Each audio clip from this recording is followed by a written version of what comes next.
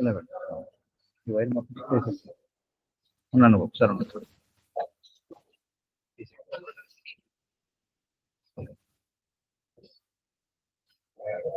వైష్ణవ గీతాలు తీసుకోండి అందరూ. అది చిక్కుడు పిల్ల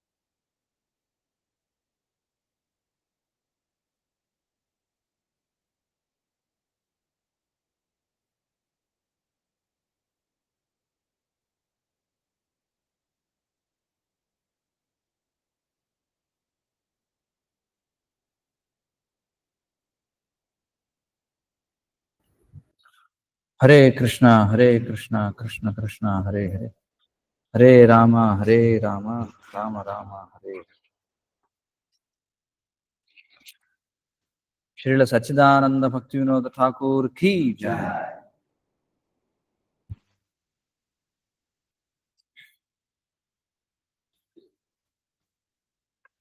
ఓం అజ్ఞానతిమిరాంధస్య జ్ఞానాంజనశలాకయా చక్షురున్మీలితం येन తస్మై శ్రీగురవే నమః.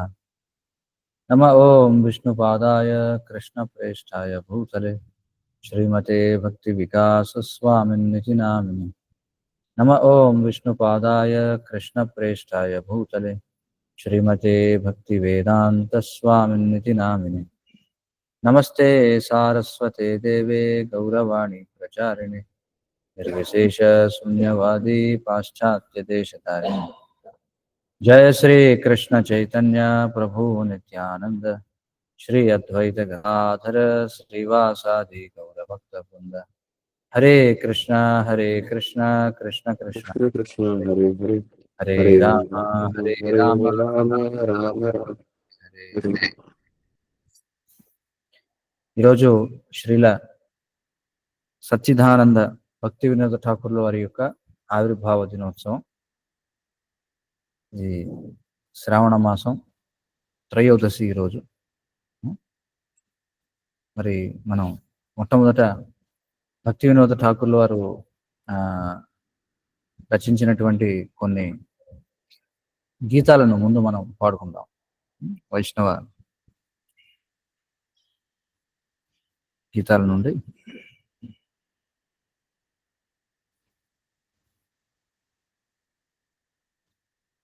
మొట్టమొదటిది జీవ్ జాగో.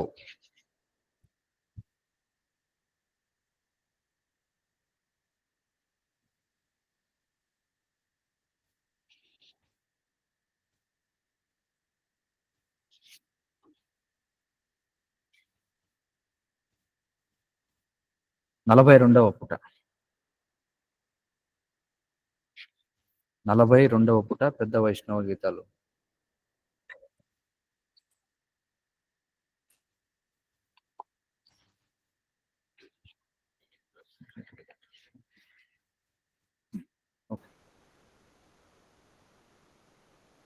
जीव जागो गौर चांद बोले,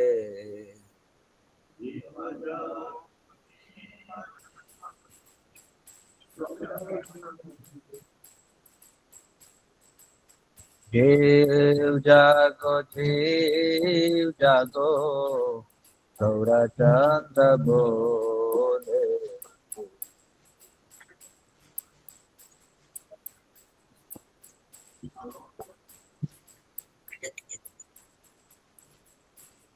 होता निद्रा जावो माया पिशाचिर कोले,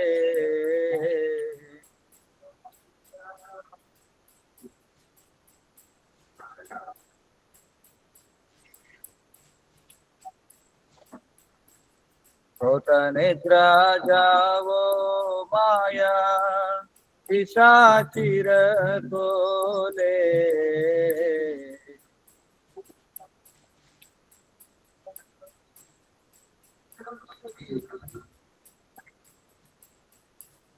भजिबो बोलिया ऐसे संसार भीतरे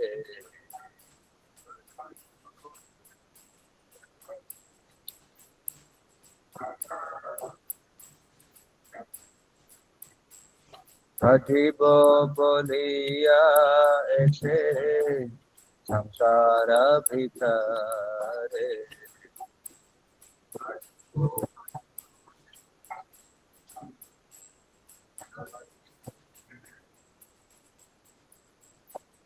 बोलिया रोहिले तुम्हें अविद्यार भारे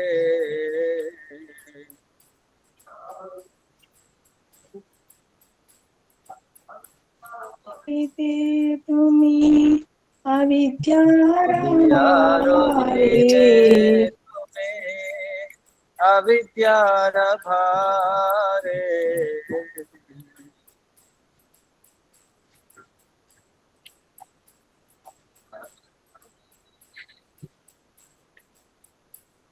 তোমারে লইতে আমি হইনু অবতারা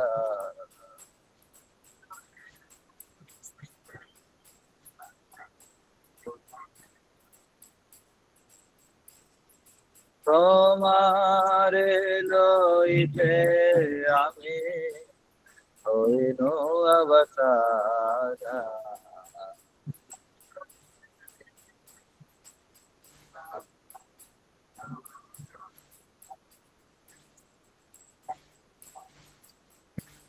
আমি বিনা বন্ধু আর কে আছে তোমার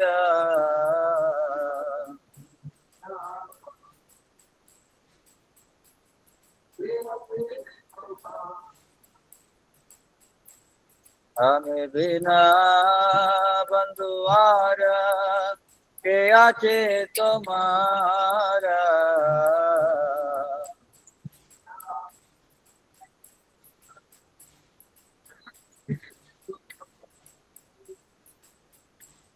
এনেছি ঔষধি মায়া নাসিবার লাগি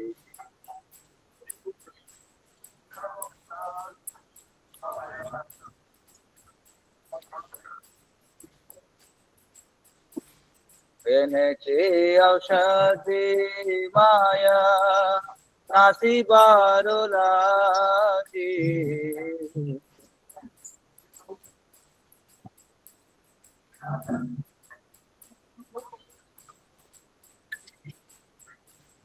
हरे नाम महामंत्र लवो तुम्हें मागे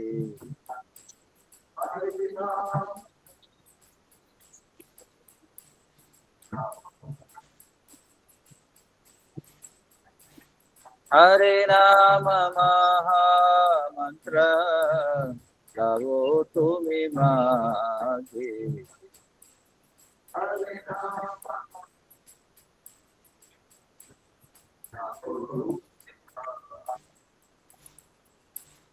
भक्ति विनोद प्रभु चरणे पड़िया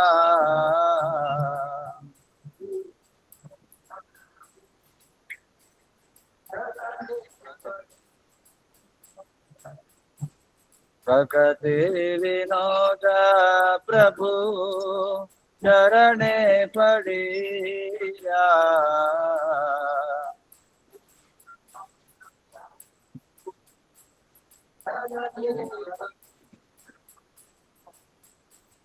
जय हरे राम मंत्र दोइलो मजिया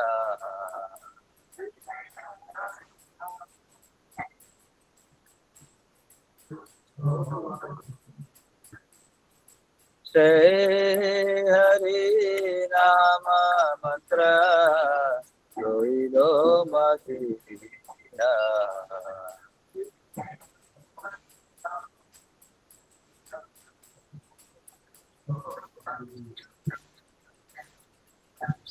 जीव जागो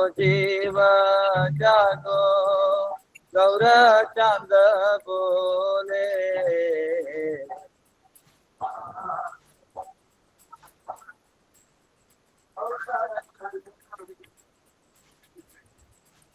होता निद्रा जाओ माया तीर को रे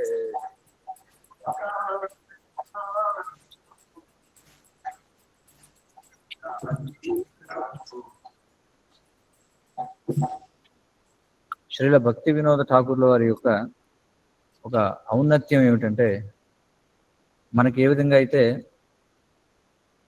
దక్షిణాదిలో అన్నమాచార్య, త్యాగరాజు, రామదాసు ఇలాంటి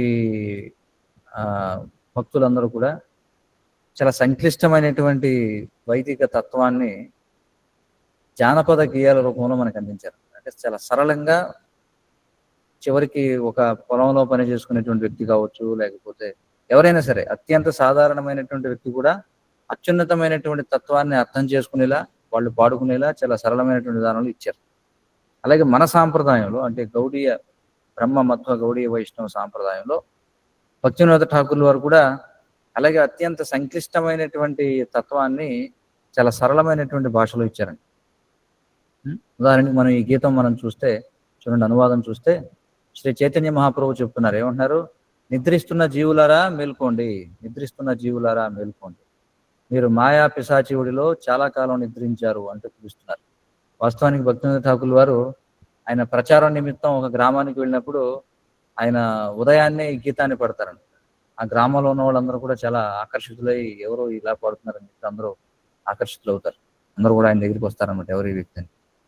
కాబట్టి ఇది ఆయన వాస్తవంగానే ఇది ఉదయాన్నే పాడేటువంటి గీతం ఇది. ఇంకా ఆయన ఏం చెప్తున్నారు చూడండి, ఓ ప్రభు నేను నిన్ను తప్పక పూజిస్తాను అని చెప్పి ప్రపంచంలోకి వచ్చారు, కానీ మీరు ఇచ్చిన మాటను మరచి ఆ మహా అజ్ఞానంలోనే ఉండిపోయారు. ఎవరు? జీవుల గురించి చెప్తున్నారనమాట. మనకి ఇది భాగవత సారం. భాగవతంలో 3వ స్కందంలో మనం చూస్తే కపిల భగవానుని ఉపదేశాలు ఉన్నాయి కదా. మరి కపిల భగవానుని ఉపదేశాల్లో మనం 3వ స్కందం 31వ అధ్యాయంలో మనం ఇప్పుడు భాగవతం ఏదైతే చర్చిస్తున్నామో ఏమిటది? జీవుల గతుల గురించి కపిల భగవానుని ఉపదేశాలండి. మరి ఆ అధ్యాయంలో మనం ఇదే కదా చూస్తాం. గర్భంలో ఉన్నప్పుడు ప్రతి శిశువు ఏమని చెప్తాడు? నేను తప్పక పూజిస్తానని చెప్తాడు. కానీ ఈ ప్రపంచంలోకి వచ్చిన తర్వాత మనం ఆ మాట మర్చిపోయి అజ్ఞానంలో ఉండిపోతాం. నేను అవతరించినది మిమ్మల్ని రక్షించుట కొరకే, నేను కాకుండా మీకు నిజమైన స్నేహితుడు మరెవరు అని మహాప్రభు అంటున్నారు. నేను మాయాను భ్రమను తొలగించుటకు ఈ ఔషధమును తీసుకొచ్చాను. ఇప్పుడు ఈ హరినామ మహామంత్రమునకై ప్రార్థించి దానిని తీసుకోండి. ఎవరు చెప్తున్నారు ఈ విధంగా? మహాప్రభు, చైతన్య మహాప్రభు అంటున్నారు అనమాట జీవులందరికీ. భక్తి వినోద ఠాకూర శ్రీ గౌరంగ మహాప్రభు పాదపద్మములపై పడి హరినామమును అర్థించి ఈ మహామంత్రాన్ని పొందగలిగారు. మరి మనం ప్రతిరోజు పాడుకునేటువంటి భక్తి వినోద ఠాకూర్ల వారి గీతాలు ఏమిటి చెప్పండి? చాలా ప్రముఖమైనటువంటి గౌరారతి పాడతాం. ప్రతి ప్రవచనానికి ముందు శ్రీల ప్రభుపాదుల వారికి అత్యంత ఇష్టమైనటువంటిది ఏమిటిది? జయ రాధా మాధవ. ప్రతిరోజు మనం పాడతాం. అలాగే గౌరారతి మనం అది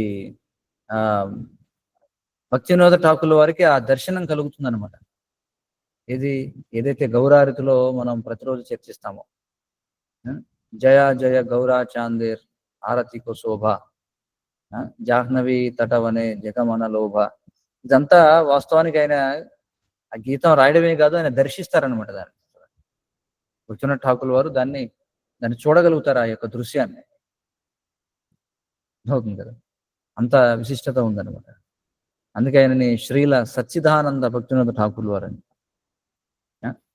మరి భక్తి వినోద ఠాకూర్ల వారు అంటే ఈరోజు ఆయన యొక్క ఆవిర్భావం కాబట్టి సాధారణంగా మనం ఆయన ఎప్పుడు జన్మించారు లేకపోతే ఈ విషయాలని కూడా మనం చర్చించుకుంటాం. కానీ ఆయన మనలాంటి సాధారణ వ్యక్తి కాదు, మనం అర్థం చేసుకోవాలి. ఆయన నేరుగా భూలోక వృందావనం నుండి వచ్చినటువంటి ఆచార్యులు. కమల మంజరి అనేది ఆయన యొక్క సిద్ధ స్వరూపం.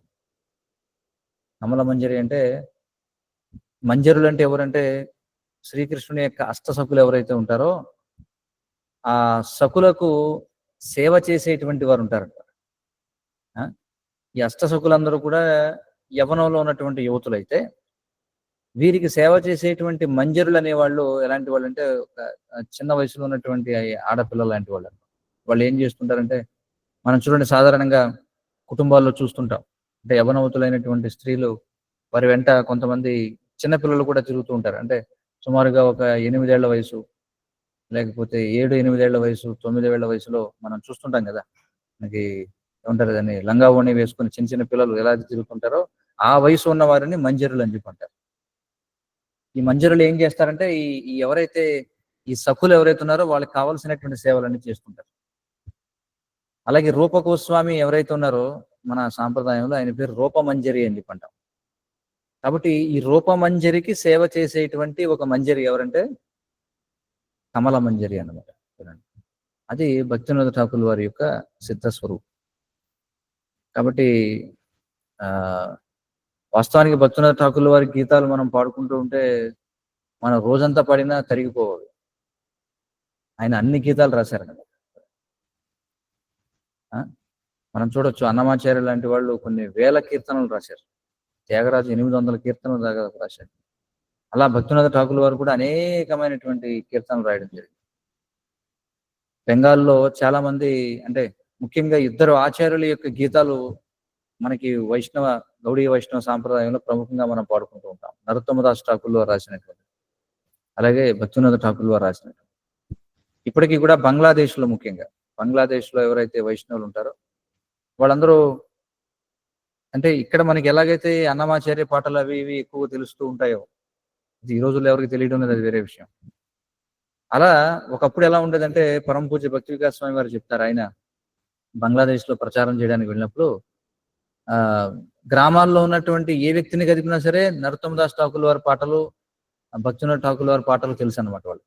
ముఖ్యంగా నరోత్తమదాస్ ఠాకూర్ వారి పాటలు బాగా తెలుసు. ఎందుకంటే ఆయన ఎప్పుడో చాలా ముందు వచ్చినటువంటి ఆచార్యుడు కాబట్టి. భక్తివినోద ఠాకూర్ వారు అంటే ఆయన 18వ శతాబ్దంలో, అంటే 19వ శతాబ్దంలో రావడం జరిగింది. నరోత్తమదాస్ ఠాకూర్ వారి పాటలు అయితే అందరికీ తెలుసు అన్నమాట. అది సరే. మరొక గీతం మనం రోజు పాడుకునేటువంటి గీతం, జయ రాధా మాధవ కుంజ బిహారీ,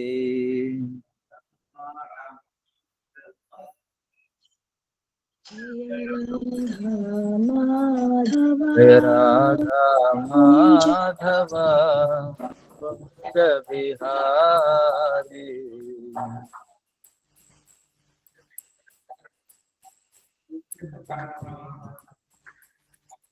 గోపీ జన వల్లభ గిరివరధారి,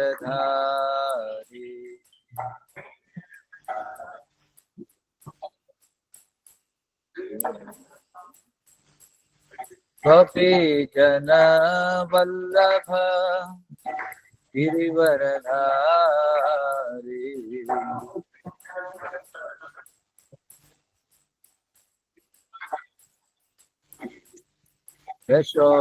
యశోదనందన బ్రజ జనరంజన,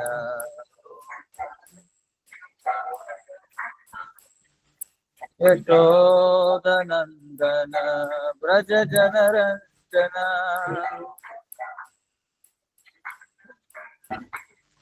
యామున తీర వనచారి,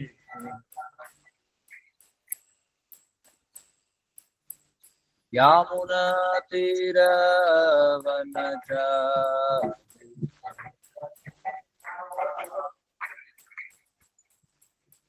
జయ రాధా మాధవ కుంజ బిహారీ,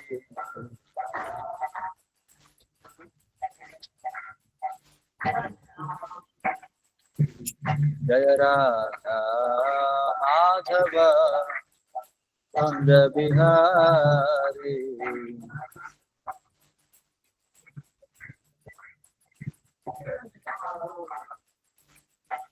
गोपी जन वल्लभ गिरिवरधारी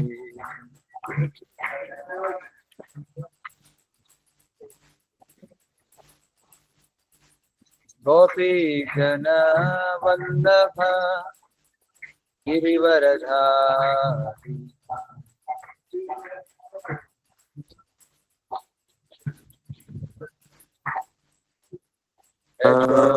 यशोदनंदन व्रज जनरंजन यशोदनंदन यशोदनंदन व्रज जनरंजन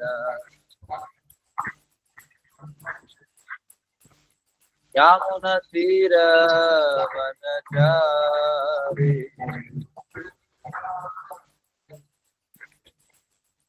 यामुना तीर वनचारी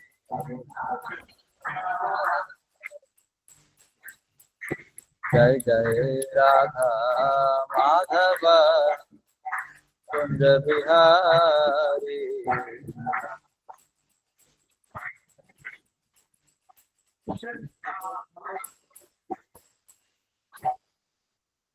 మరి ఈ గీతంలో మనం చూస్తే జయ రాధామాధవ కుంజ విహారి అంటే కుంజములు అంటే ఏమిటి అర్థం? కుంజములు అంటే పొదలు. కుంజ విహారి అంటే ఈ బృందావనంలో ఉన్నటువంటి ఏవైతే కుంజములు ఉంటాయి, కుంజములు అంటే అక్కడ పెద్ద పెద్ద మనకి చూడండి సన్నజాజులు మనకు తెలుసు ఎలా ఉంటాయి. సన్నజాజులు మనకి తీగల్లాగా పాకుతుంటాయి కదా, మనం చాలా ఇళ్లల్లో కూడా చూస్తుంటాం. వాటిని ఏం చేస్తారు, చక్కగా ఒక ఆర్చ్ లాగా కట్టి వాటి నుంచి పాకిస్తూ ఉంటారు. సో అలాంటి వాటిని కుంజములు అని చెప్పి అంటారు. కాబట్టి ఆ విధమైనటువంటి కుంజములు అవి ఎలా ఉంటాయంటే ఒక ఇద్దరు వ్యక్తులు కూర్చోడానికి చక్కగా ఒక ఆచ్ఛాదన లాగా ఉంటాయి అన్నమాట. అలాగే చక్కటి సుగంధాన్ని వెదజల్లుతూ ఉంటాయి. అలాగే మీరు చూస్తే ఈ సంపెంగ చెట్లు కూడా మీరు చూడండి, అవి కూడా ఎలా అవుతాయి, కొంచెం బాగా పైకి వెళ్ళిన తర్వాత ఇలా ఉంటాయి. ఇలా అనేకమైనటువంటి కుంజములు ఉన్నాయి బృందావనం యొక్క ఒడ్డున. సో ఆ విధమైనటువంటి వాటిలో విహరిస్తూ ఉంటాడు అని చెప్పి చెప్తున్నారు. జయ రాధామాధవ అంటే రాధామాధవులు ఇద్దరు కూడా ఆ విధమైనటువంటి కుంజములలో విహరిస్తూ ఉంటారు. గోపీజన వల్లభ అంటే గోపీజనులు ఎవరైతే ఉన్నారో వాళ్ళందరినీ కూడా వారికి ప్రియమైనటువంటి వాడు. గోపీజన వల్లభ గిరివరధారి. గిరివరధారి అంటే మనకు తెలుస్తుంది ఏమిటి, ఈ గోవర్ధన గిరిని ధరించినటువంటి వాడు. యశోదనందన అంటే యశోద నందనుడు. ఈ నందన అనేటువంటి మాట ఎప్పుడు వాడతామంటే, నందన అంటే గొప్ప ఆనందమునిచ్చేటువంటి పుత్రుడు అని అర్థం. మనకి యశోదాసుత అని అనొచ్చు. ఉదాహరణకి యశోదాసుత అని కాకుండా ఇక్కడ యశోద నందన అని చెప్పి అంటాం. నందన అంటే దివ్యమైనటువంటి ఆనందాన్ని ఇచ్చేటువంటి వాడు. యశోద నందన వ్రజ జనరంజన, ఈ వ్రజములో ఉన్నటువంటి జనులందరినీ కూడా రంజింపచేసేటువంటి వాళ్ళు. యామున తీర వనచారి. యమున అంటే అర్థం వేరు, యామున అంటే అర్థం వేరు. వాస్తవానికి అది యామున అన్నమాట. యమున అనేది పేరు, యామున అంటే యమున యొక్క అని అర్థం. అక్కడ దీర్ఘం ఇచ్చినప్పుడు ఏమవుతుందంటే యామున అంటే యమున యొక్క తీరములలో చరించేటువంటి వాడు. యామున తీర వనచారి, యమునా నది తీరంలో ఉన్నటువంటి వనములలో చరించేటువంటి వాడు అని అర్థం. కాబట్టి శ్రీల ప్రభుపాదుల వారికి ఎంతో ఇష్టమైనటువంటి గీతం ఇది. ఆయన ఏ ప్రవచనాన్ని ప్రారంభించాలన్నా సరే ముందు ఈ యొక్క గీతాన్ని పాడే ఆయన ప్రారంభిస్తారు. కాబట్టి మనం ఇంకా ఆయన యొక్క జీవన విశేషాల్లోకి వెళ్లే ముందుగా భక్తి వినోద ఠాకూర్ వారి యొక్క ప్రణామ మంత్రం మనం చదువుదాం. నమో భక్తి వినోదాయ సచ్చిదానంద నామినే గౌరశక్తి స్వరూపాయ రూపానుగవరాయతే భక్తి వినోద ఠాకూర్ వారి యొక్క ప్రణామ మంత్రం. నమో భక్తి వినోదాయ అంటే భక్తి వినోదులు ఎవరైతే ఉన్నారో వారికి నమస్సులు. సచ్చిదానంద నామినే అని చెప్పుకున్నారు. ఆయనకి సచ్చిదానంద భక్తి వినోద ఠాకూర్ వారు అనేటువంటి పేరు ఉంది. అంటే ఎందుకని సచ్చిదానంద అన్నారంటే ఆయన ఏదో ఈ భౌతిక ప్రపంచానికి చెందినటువంటి వ్యక్తి కాదు. ఆయన ఎవరు? ఆయన దివ్యమైనటువంటి ధామం నుంచి వచ్చినటువంటి వ్యక్తి. గౌరశక్తి స్వరూపాయ. చూడండి, అంటే చైతన్య మహాప్రభు యొక్క శక్తి యొక్క స్వరూపము ఆయన.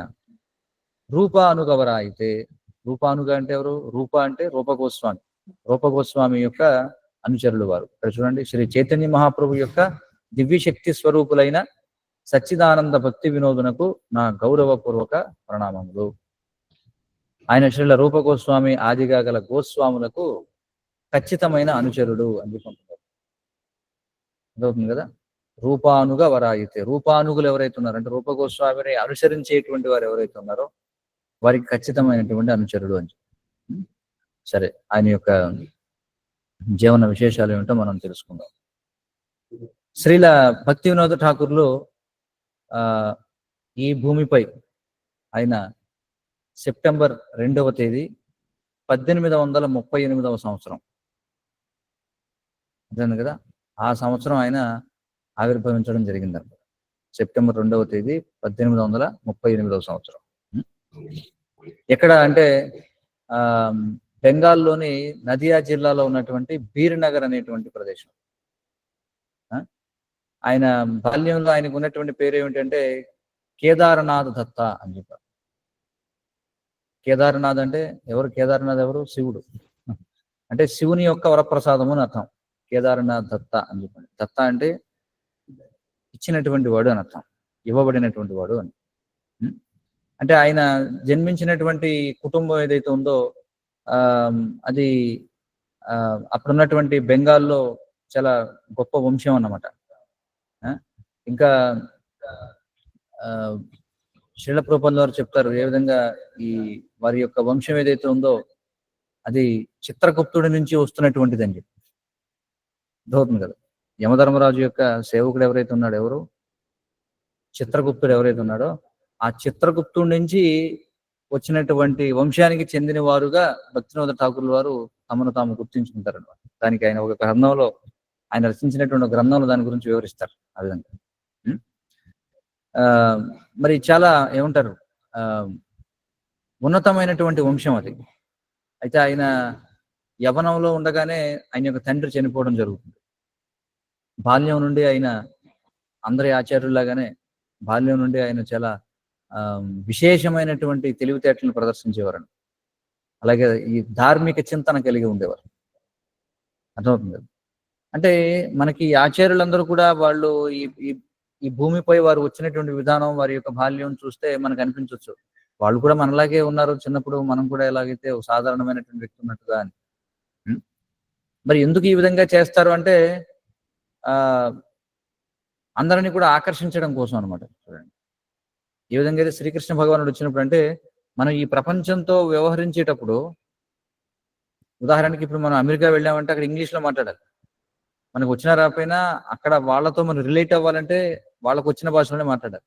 అందుకే భగవంతుడు కూడా వచ్చినప్పుడు ఆయన ఏం చేస్తారంటే మనుషులు చేసేటువంటి లీలలు చేసినటువంటివి చేస్తూ ఉంటారు. ఎందుకంటే మనతో వ్యవహారం చేయడం కోసం. మరి ఆయన ఈ సంస్కృతం, అలాగే అప్పటికి మరి 1838 అంటే మీరు చూస్తే అప్పటికే ఆంగ్లేయుల యొక్క పరిపాలన భారతదేశంలో ఉంది. అప్పటికే ఆంగ్ల విద్య అనేది ప్రవేశపెట్టబడింది భారతదేశం. కాబట్టి ఆంగ్ల విద్య ప్రవేశపెట్టబడిన తొలినాళ్లలో వీళ్ళందరూ కూడా ఆంగ్ల భాషలో విద్యావంతులయ్యారు.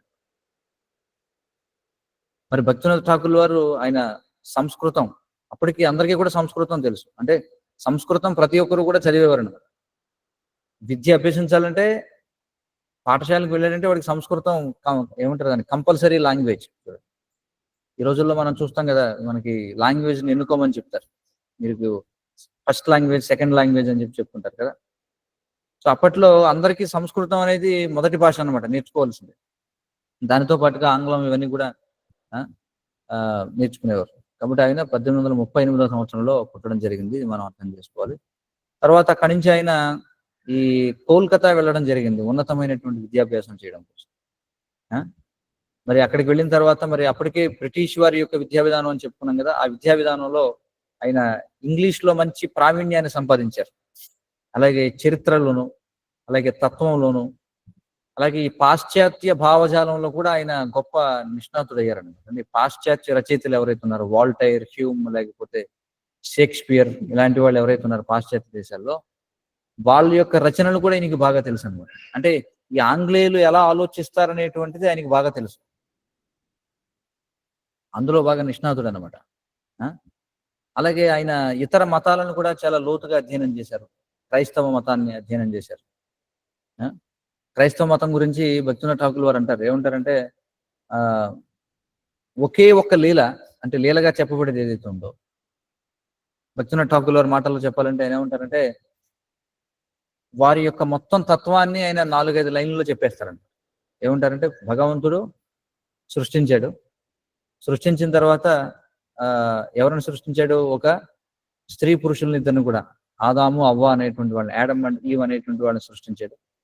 సృష్టించి వారిని ఏం చేశాడంటే ఒక తోటలో ఉంచడం జరిగింది. ఆ తోటలో వారితో పాటుగా ఒక సర్పం కూడా ఒకటి ఉంది. ఆ సర్పం ఎవరంటే దాని పేరే సాతాన్ అన్నమాట. అయితే ఆ సృష్టించినటువంటి యెహోవా ఏమన్నాడంటే మీరు ఈ తోటలో మీరిద్దరు కూడా ఉండండి, కానీ ఆ తోటలో ఒక పండు ఉంటుంది, ఆ పండుని మాత్రం మీరు తినొద్దు అని చెప్పాడు. అలాగే ఇక్కడ సాతాన్ అనేటువంటి ఒక సర్పం ఒకటి ఉంది, సర్పం మాట వినొద్దు అని చెప్పాడు. కానీ ఆ సర్పం మాట వీళ్ళిద్దరూ వింటారు. వీళ్ళిద్దరూ విని ఏం చేస్తారంటే ఏదైతే పండు తినకూడదని చెప్పారో ఆ పండు తింటారు. తినడం వల్ల ఒకరికొకరు ఆకర్షణ అనేది ఏర్పడుతుంది. అప్పుడు భగవంతుడు శపిస్తాడు వాళ్ళని, ఏమంటే ఇక మీ ఇద్దరికి పుట్టేటువంటి వాళ్ళు రాబోయే జన్మల్లో, రాబోయే తరాల్లో వచ్చే వాళ్ళందరూ కూడా వాళ్ళు పాపులుగా పరిగణించబడతారు. మరి ఆ విధమైనటువంటి పాపులు ఎవరైతే ఉన్నారో ఆ పాపులని ఉద్ధరించడం కోసం మళ్ళీ ఆ భగవంతుడే ఏం చేస్తాడు? ఒక మానవ రూపంలో వచ్చి ఆ తాను ఎవరినైతే సృష్టించాడో ఆ సృష్టించినటువంటి వారు చేసినటువంటి పాపాలని వాళ్ళకి రక్షించడం కోసం ఆయనే స్వయంగా మరణిస్తాడు. ఇదే మొత్తం క్రైస్తవత్వం అని చెప్పంటారు. అయిపోయింది, ఇంకంతకు మించి ఏం లేదు. దీనిపైనే మొత్తం ప్రచారం అంతా కూడా జరుగుతుంది అని చెప్పాడు. అప్పుడు ఆయన చాలా లోతుగా అధ్యయనం చేశారనమాట. మహమ్మదీయ మతాన్ని, క్రైస్తవ మతాన్ని, జైన మతాన్ని, బౌద్ధ మతాన్ని అన్నిటినీ కూడా. మరి ఆ సమయంలో మనం చూస్తే చాలా లోతైనటువంటి ఆధ్యాత్మిక ఆసక్తిని ఆయన ప్రదర్శించారు. అంటే ఏదో నేను ఈ మతం చెందిన వాడిని కాబట్టి ఈ మతానికి నేను పరిమితమై ఉండాలని కాకుండా ఆయన ప్రతిదాన్ని కూడా అసలు ఏమిటి జిజ్ఞాసతో ప్రతిదాన్ని కూడా విశ్లేషణ చేశారండి, పరిశోధన చేశారు మొత్తం అంతా. అసలు ఏ మత విధానంలో ఏం చెప్పారు అంటే, అలాగే ఈ పరిణతి, మనం కూడా మతాల్లో చూస్తే ఒక పరిణతి కనిపిస్తుంది, ఎవల్యూషన్ కనిపిస్తుంది, పరిణామం కనిపిస్తుంది అన్నమాట కదా. అంటే కొన్ని మత విధానాల్లో చాలా మౌలికమైనటువంటి విషయాలు చర్చించబడతాయి. అలా మనం చూస్తే మరి ఈ పరిణతి, అత్యున్నతమైనటువంటి పరిణతి ఏమిటంటే శ్రీ చైతన్య మహాప్రభు బోధనలు. అర్థమవుతుంది కదా. సో అలా ఈయన మొత్తం అన్ని మత విధానాలను కూడా ఆయన అధ్యయనం చేస్తారనమాట. క్రమక్రమంగా ఆయన ఏం చేస్తారంటే ఇలా పరిశోధన చేసుకుంటూ చైతన్య మహాప్రభు యొక్క బోధనల దగ్గరికి వస్తారండి. చైతన్య మహాప్రభు బోధనల దగ్గరికి వచ్చిన తర్వాత అప్పుడు ఆయనకి అర్థమవుతుంది ఇది అత్యున్నతమైనటువంటి తత్వం. చైతన్య మహాప్రభు ఇచ్చినటువంటిది ఏదైతే ఉందో అదే అత్యున్నతమైనటువంటి తత్వము. అది దానిని ఏమంటారు? అచింత్య భేదాభేదం అని చెప్పంటారు కదా. ఆ క్రమంలో ఆయన మొత్తం అన్ని వైష్ణవ సిద్ధాంతాలను కూడా అధ్యయనం చేస్తారు. అప్పట్లో ఉన్నటువంటి ఏమంటారు దాన్ని, ఆచారం ప్రకారం, అంటే అప్పట్లో ఉన్న ఆచారం కాదు, వైదిక విధానం ఏమిటంటే చాలా చిన్న వయసులోనే వివాహం చేసుకోవడం అనేది. చిన్న వయసులోనే ఆయన వివాహం చేసుకుంటారు. కానీ ఆయన యొక్క మొదటి భార్య చనిపోతుంది అనమాట. మొదటి భార్య చిన్న వయసులోనే చనిపోతుంది. తర్వాత మళ్ళీ ఆయన పునర్వివాహం చేసుకుంటారు. ఎందుకంటే వైదిక సంస్కృతిలో పురుషులకి మళ్ళీ పునర్వివాహం చేసుకునేటువంటి అవకాశం ఉంది, కానీ స్త్రీలకు మాత్రం పునర్వివాహం అనేది నిషేధించబడింది శాస్త్రాలు. సో ఆయన మళ్ళీ వివాహం చేసుకుంటారు. ఆయన బాగా మరి చాలా విద్యావంతుడు కావడం చేత ఆయనకి ఆంగ్ల భాషలో ప్రావీణ్యం ఉంది, సంస్కృతంలో ప్రావీణ్యం ఉంది, అలాగే పర్షియన్ భాషలో ప్రావీణ్యం ఉంది, పర్షియన్ భాషలో, ఉర్దూ భాషలో ప్రావీణ్యం ఉంది, హిందీ భాషలో ప్రావీణ్యం ఉంది, బెంగాలీ భాషలో ప్రావీణ్యం ఉంది. అందుచేత ఆయన అందరితోనూ వ్యవహరించగలిగారు అనమాట. అటు ఆంగ్లేయులతో వ్యవహరించగలిగేవారు, అటు మహమ్మదీయులతో వ్యవహరించగలిగేవారు, అటు పర్షియన్లతో. ఎందుకంటే అప్పటికి ఇంకా అప్పటికి మనం చూస్తే భారతదేశం, పాకిస్తాన్, ఆఫ్ఘనిస్తాన్ ఇవన్నీ కూడా ఒకే భూభాగంగా ఉండేవి. ఇంకా ఈ ఆంగ్లేయులు రాకముందు ఈ ప్రభుత్వ వ్యవహారాలన్నీ కూడా పర్షియన్ భాషలో నడిచేవన్నమాట. ఎందుకంటే మొఘలులు భారతదేశాన్ని పరిపాలించారు కదా, కాబట్టి పర్షియన్ భాష అందరూ నేర్చుకునేవారు ఆ రోజుల్లో. కాబట్టి ఈయనకి పర్షియన్ భాషలో కూడా చాలా నిపుణత ఉందన్నమాట. అందుచేత ఈయన ఏం చేశారంటే తర్వాత ఉద్యోగం కోసం ఆయన ఏం చేశారంటే బోధన, అలాగే ఈ బ్రిటిష్ ప్రభుత్వంలో ఈ యాజమాన్యం అంటే అడ్మినిస్ట్రేటివ్ సర్వీస్ని తీసుకున్నారు. ఇప్పుడు ఏదైతే మనం ఐఏఎస్ అంటే అంటాం కదా, ఇండియన్ అడ్మినిస్ట్రేటివ్ సర్వీస్ అంటాం కదా, ఆ రోజుల్లో భక్తివినోద ఠాకూర్ వారు అడ్మినిస్ట్రేటివ్ సర్వీస్ తీసుకున్నారు. అంటే మీరు ఊహించుకోండి, ఇప్పుడు కలెక్టర్ అని అంటున్నాం కదా మనం, అలాగా అప్పట్లో ఆయన బ్రిటిష్ హయాంలో సాధారణంగా బ్రిటిష్ వాళ్ళు ఉన్నతమైనటువంటి పదవులను భారతీయులకు ఇచ్చేవారు కాదు. వాళ్ళు అంత తెలివైన వాళ్ళని తెలిసినా కూడా ఇచ్చేవారు కదా, ఎందుకంటే వాళ్ళని అదుపులో పెట్టుకోవడం కోసం. కాబట్టి ఒక భారతీయుడు సాధించగలిగిన అత్యున్నతమైనటువంటి పదవి ఆనాటికి ఏది, అడ్మినిస్ట్రేటివ్ సర్వీస్లో ఉండడం అనేది. మరి అందులో భాగంగా ఆయన ఒక మెజిస్ట్రేట్గా, ఎందుకంటే అప్పట్లో మనం చూస్తే ఇప్పటికీ కూడా ఎవరైతే ఇండియన్ అడ్మినిస్ట్రేటివ్ సర్వీస్ చేసిన వాళ్ళు మెజిస్ట్రేట్గా వీటన్నిటిగా కూడా వాళ్ళు వ్యవహారం చేస్తుంటారు. అప్పుడు ఆయన మెజిస్ట్రేట్గా ఒరిస్సాలోను బెంగాల్లోనూ కూడా ఆయనకి పదవి లభించింది. ఆ క్రమంలోనే ఆయన జగన్నాథపురి క్షేత్రాన్ని కూడా ఆయన యాజమాన్యం చేశారు కొన్నాళ్ళ పాటు, ఒరిస్సాలో ఉండగా బెంగాల్లో ఉండగా. మరి ఆ సందర్భంలో అంటే ఆ విధంగా ఆయన ప్రయాణం చేస్తూ ఉన్నప్పుడు ఆయన ఈ వైష్ణవ గ్రంథాలు, ఈ భాగవతం, చైతన్య చరితామృతం, అలాగే అనేకమైనటువంటి శాస్త్రాలన్నీ కూడా అధ్యయనం చేశారంట. అదే క్రమంలో ఆయనకి చైతన్యోపనిషత్తు అనేటువంటి దాన్ని ఆయన ఒక దగ్గర ఎక్కడో, చైతన్యోపనిషత్తు అంటే చైతన్య మహాప్రభు గురించి వివరించబడినటువంటి ఒక ఉపనిషత్తు ఎక్కడో ఒక దగ్గర పారాయణం చేయబడుతూ ఉంటే ఆయన వెళ్ళి ఆ గ్రంథాన్ని సేకరిస్తారన్నమాట, చైతన్యోపనిషత్తు, భక్తివినోద ఠాకూర్ వారు.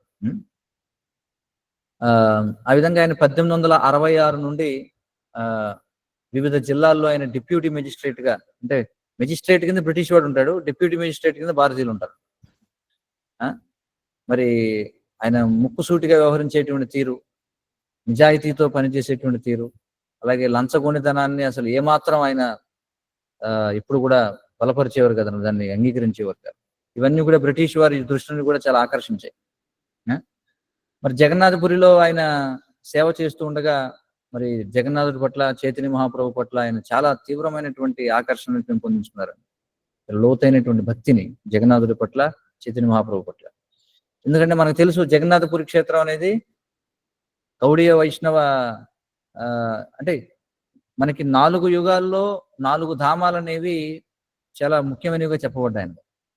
సత్యయుగంలో బద్రీనాథ్ చాలా ముఖ్యమైనటువంటి ధామం సత్యయుగంలో. త్రేతాయుగంలో రామేశ్వరం చాలా ప్రముఖమైనటువంటి, వీటిని చార్ధామ్ అంటాం కదా, వీటిని త్రేతాయుగంలో రామేశ్వరం. ఎందుకు, ఇప్పుడు సత్యయుగంలో ఏమిటి యుగధర్మం, కృతేయ ధ్యాయతో విష్ణు, ధ్యానం. కాబట్టి బద్రీనాథ్ అనేది దానికి రాజధాని అనమాట. త్రేతాయుగంలో యజుతోమకై, యజ్ఞయాగాదులు చేయడానికి రామేశ్వరం ఏదైతే ఉందో అది రాజధానిగా ఉండేది. ద్వాపరో పరిచర్యాయాం, ద్వాపర యుగంలో ద్వారక, అది శ్రీ విగ్రహారాధనకు రాజధానిగా ఉండేది. కలియుగంలో ఏమిటి, సంకీర్తనం, కలవు తద్ధరి కీర్తనాత్ అని చెప్పన్నారు. మరి హరినామ సంకీర్తనకి రాజధాని ఏమిటంటే జగన్నాథపురి. ఇప్పుడు అది విశేషం అనమాట. అందుకే చైతన్య మహాప్రభు కూడా తన యొక్క ప్రచార కార్యక్రమాలకి రాజధానిగా దేన్ని ఎంచుకున్నారు, జగన్నాథపురి క్షేత్రాన్ని ఎంచుకున్నారు. ఎందుకంటే మనకి శాస్త్రాల్లో ఎప్పుడో చెప్పబడింది అనమాట, ఈ 4 కూడా, ఈ 4 ధామాలు కూడా ఇవి అత్యున్నతమైనటువంటివి రాజధానులుగా చెప్పబడ్డాయి. అందుకే కలియుగంలో మీరు చూస్తే రామానుజాచార్యుల వారి దగ్గర నుంచి, మధ్వాచార్యుల వారి దగ్గర నుంచి ప్రతి సాంప్రదాయం యొక్క ఆచార్యులు కూడా జగన్నాథపురి క్షేత్రాన్ని సందర్శిస్తారని.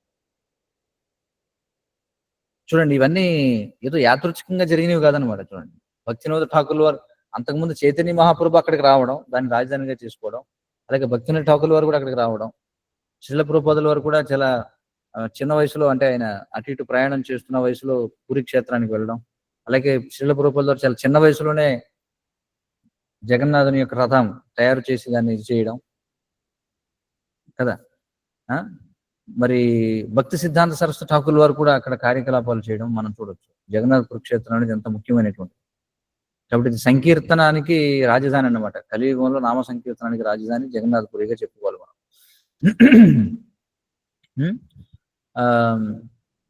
అంతేకాకుండా రథయాత్ర సమయంలో అక్కడ భక్తినాథ ఠాకూర్ల వారికి చైతన్య మహాప్రభు రథం ముందు నృత్యం చేస్తున్నటువంటి దృష్టాంతం కనిపిస్తుంది అనమాట. చూడగలుగుతాను. నేను చెప్పాను కదా, గౌరారతి కూడా ఆయన దాన్ని తిలకించగలిగేవారండి దివ్య దృష్టితో. అలాగే ఆయనకు జగన్నాథ రథయాత్రలో చైతన్య మహాప్రభు నృత్యం చేయడాన్ని ఆయన చూడగలిగేవారండి. అంత ఆచార్య. మరి ఆయన ఈ గౌడీయ వైష్ణవ తత్వం గురించి విస్తృతంగా రచించడం మొదలుపెట్టారు. విస్తృతమైనటువంటి రచనలు చేశారండి. ఆయన ఎలా రచించేవారంటే ఆయన యొక్క దినచర్య మనం చూడొచ్చు. ఆయన రోజుకి 4 గంటలు నిద్రించేవారు అంతే. శిలప్రభుల కూడా మనం చూస్తే ఆయన కూడా అంతే కదా, రోజుకి 4 గంటలు నిద్రించేవారు. శిలప్రభుల వారు 10 గంటలకు నిద్రపోయేవారు, రాత్రి 12 గంటలకు మేలుకునేవారు, మళ్ళీ రచనలు చేస్తుండేవారు. మళ్ళీ ఉదయం 11 ఆ సమయంలో మళ్ళీ ఒక 2 గంటలు నిద్రించేవారు అంతే. భక్తినాథ ఠాకూర్ వారు అయితే 2 గంటలు నిద్రపోవడం ఒక్కోసారి అలాంటివి కూడా ఉండేది. 1874 సంవత్సరంలో ఆయన నామహట్ట ప్రచారాన్ని ప్రారంభించారండి. నామహట్ట ఆ పేరునే ఇప్పుడు ఇస్కాన్లో కూడా ఎవరైనా మొట్టమొదట ఎక్కడైనా ప్రచారం మొదలు పెడితే దాన్ని నామహట్ట అని పిలుస్తారు. నామహట్ట అంటే అర్థం ఏంటంటే నామం దొరికేటువంటి సంత అని అర్థం. హట్ట అంటే సంత, అంగడి అని అర్థం. కాబట్టి నామం దొరికేటువంటి అంగడి అని ఆయన ఈ నామహట్ట ప్రచారాన్ని మొదలు పెట్టారంటే ప్రతి గ్రామాన కూడా మనకి పూర్వం, అందుకే ఇక్కడ కూడా దక్షిణాదిలో కూడా శ్రీ వైష్ణవ సాంప్రదాయంలో మనం చూస్తే రామానుజ కూటమి అని ఉండేవి. ఇప్పుడు మనకి కనిపించట్లేదు, అక్కడక్కడ పురాతనమైన భవనాలు కనిపిస్తుంటాయి అక్కడక్కడ. రామానుజాచార్యుల వారు కూడా అలాగే ఆయన యొక్క శిష్యులు అంతటా కూడా ప్రచారం చేస్తూ రామానుజ కూటమి అని పెట్టేవారు అనమాట. రామానుజ కూటమి అంటే అక్కడ గోష్ఠి అంటారు దాన్ని. గోష్ఠి అంటే ఈ కూటమి అనే పదం ఇప్పుడు క్రైస్తవులు ఎక్కువ వాడుతున్నారు కదా, స్వార్థ కూటములను పెడతారు. కానీ వాస్తవానికి ఆ కూటమి అనే పదం ఏంటి? సంస్కృతం కూటము అంటే అది శ్రీ వైష్ణవులు వాడేవారు దాన్ని పదాన్ని. అదే విధంగా ఏ విధంగా అయితే రామానుజాచార్యుల వారు ఎక్కడికక్కడ ఈ యొక్క రామానుజ కూటములు ఏర్పాటు చేసేవారో అలాగే భక్తినాథ ఠాకూర్ వారు కూడా ఈ నామహట్ట అనేటువంటి దాన్ని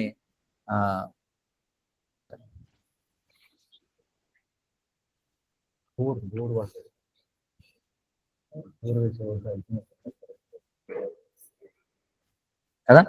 కాబట్టి నామహట్ట అనేటువంటి దాన్ని ఆయన ఎన్నో నామహట్టాలను ప్రారంభించారన్నమాట. ఆ విధంగా ప్రతి గ్రామంలో తర్వాత కొన్నాళ్ళకి మన దక్షిణాదిలో కూడా చూస్తే గీతా మందిరాలు మొదలయ్యాయి. కొన్నాళ్ళు రామానుజ కూటమి అయిపోయిన తర్వాత గీతా మందిరాలు మొదలయ్యాయి. ప్రతి గ్రామంలో కూడా గీతా మందిరం మొదలుపెట్టి అక్కడ భగవద్గీత పారాయణాలు చేయడం అలాంటి. అంటే మనం చూస్తే ఎప్పుడూ కూడా ఈ జనుల్లో ఈ యొక్క భగవత్ చైతన్యాన్ని పునరుద్ధరించడానికి ఈ విధంగా ప్రయత్నాలు జరుగుతూ ఉన్నాయన్నమాట.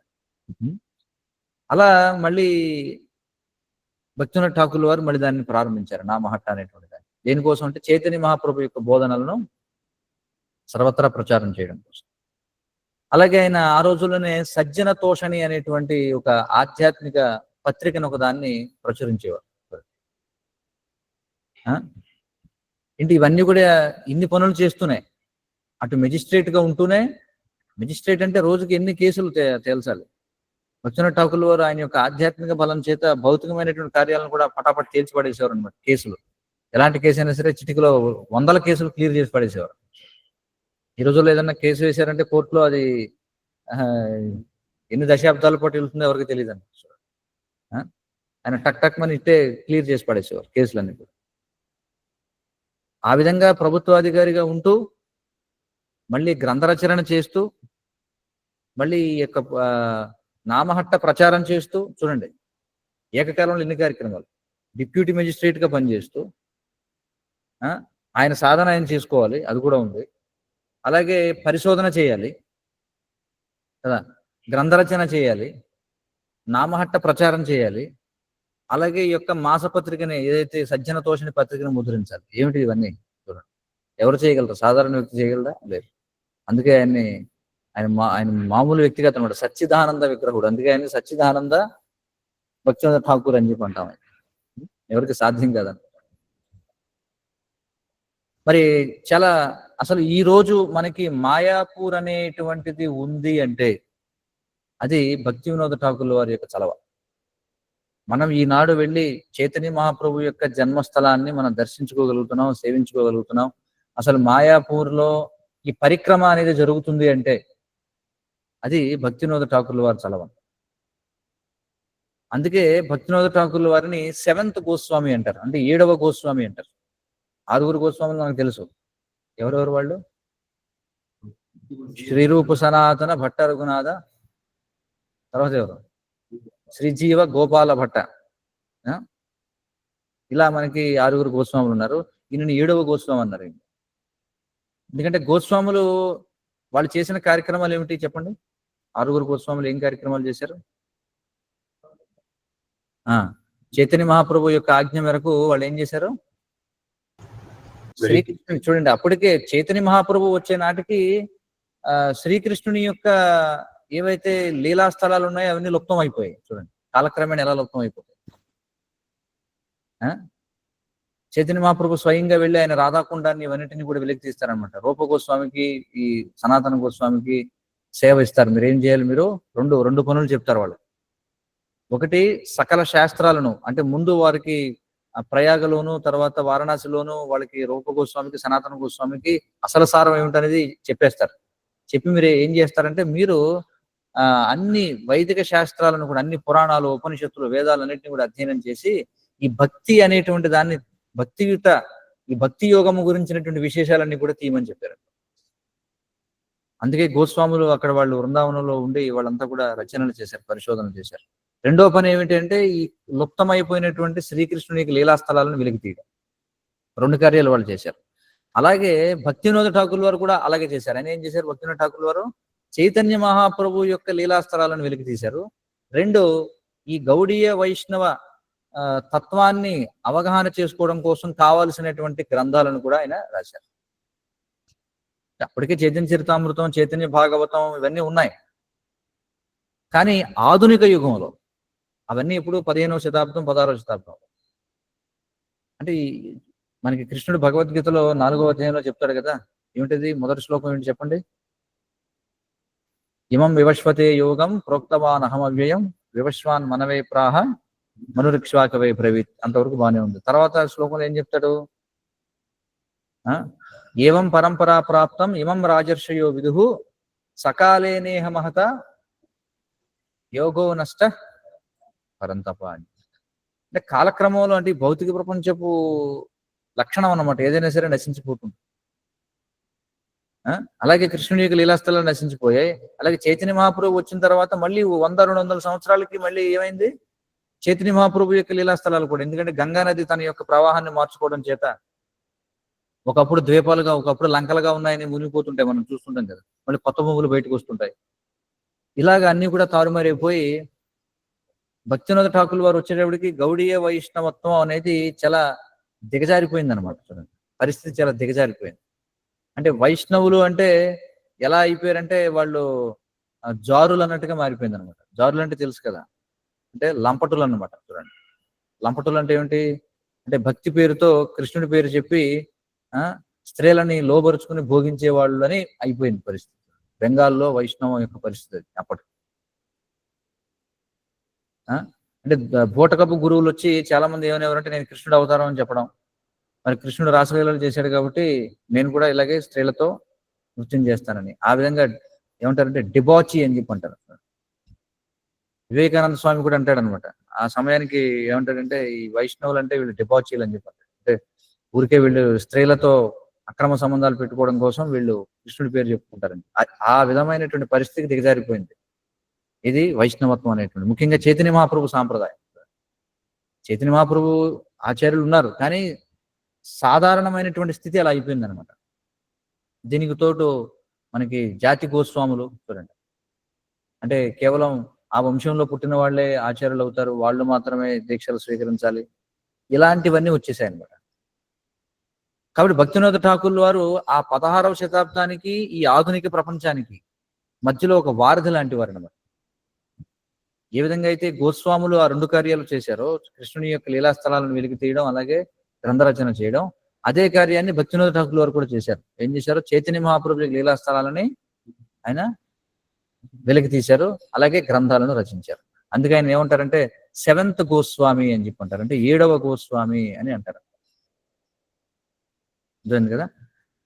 మరి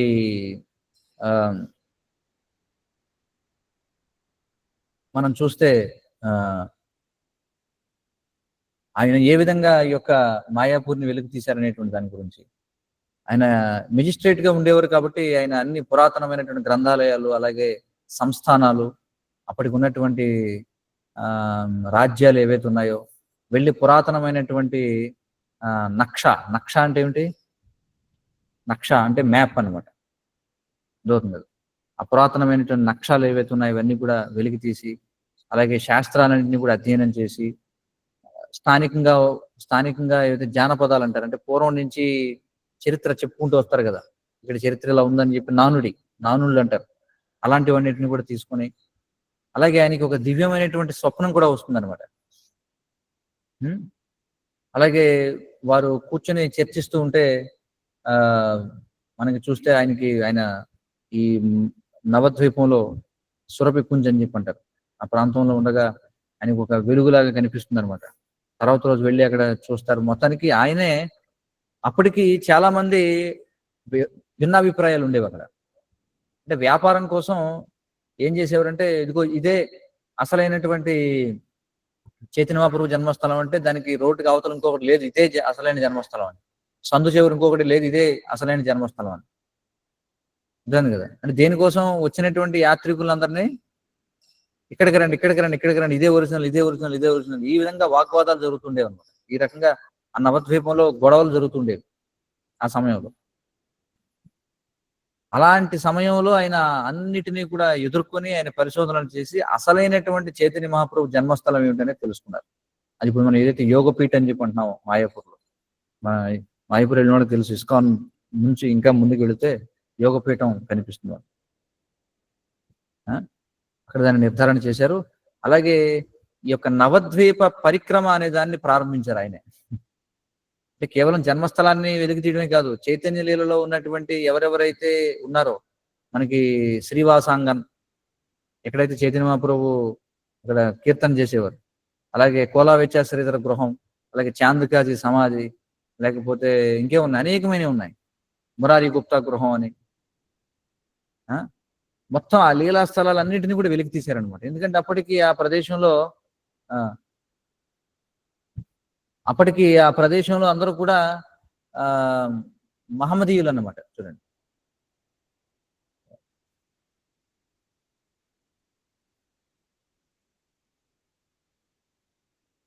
ఆ ప్రదేశంలో అంతా కూడా మహమ్మదీయులు అన్నమాట. చూడండి, పైగా మహమ్మదీయులతో వ్యవహరించాల్సిన పరిస్థితి. ఇప్పుడు కూడా మనం చూస్తే మాయాపూర్ మందిరానికి ఏవైతే భూములు కొనుగోలు చేశారో అవన్నీ కూడా మహమ్మదీయుల నుంచి కొనుగోలు చేసినారు. ఎందుకంటే మాయాపూర్ అనేది అప్పటికి పరిస్థితి ఏమిటంటే ఒక అడవిలో ఉండేది, అదొక జాలర గ్రామం అయిపోయింది అనమాట. జాలర్ల గ్రామం అయిపోయింది, మహమ్మదీయులే ఉంటారు మొత్తం అక్కడంతా. మరి అలాంటి వాళ్ళతో వ్యవహరించడం అంటే సాధారణ విషయం చెప్పండి. ఎందుకంటే ఆయన మెజిస్ట్రేట్ కాబట్టి ఆయన అవన్నీ కూడా చేయగలిగారు కదా.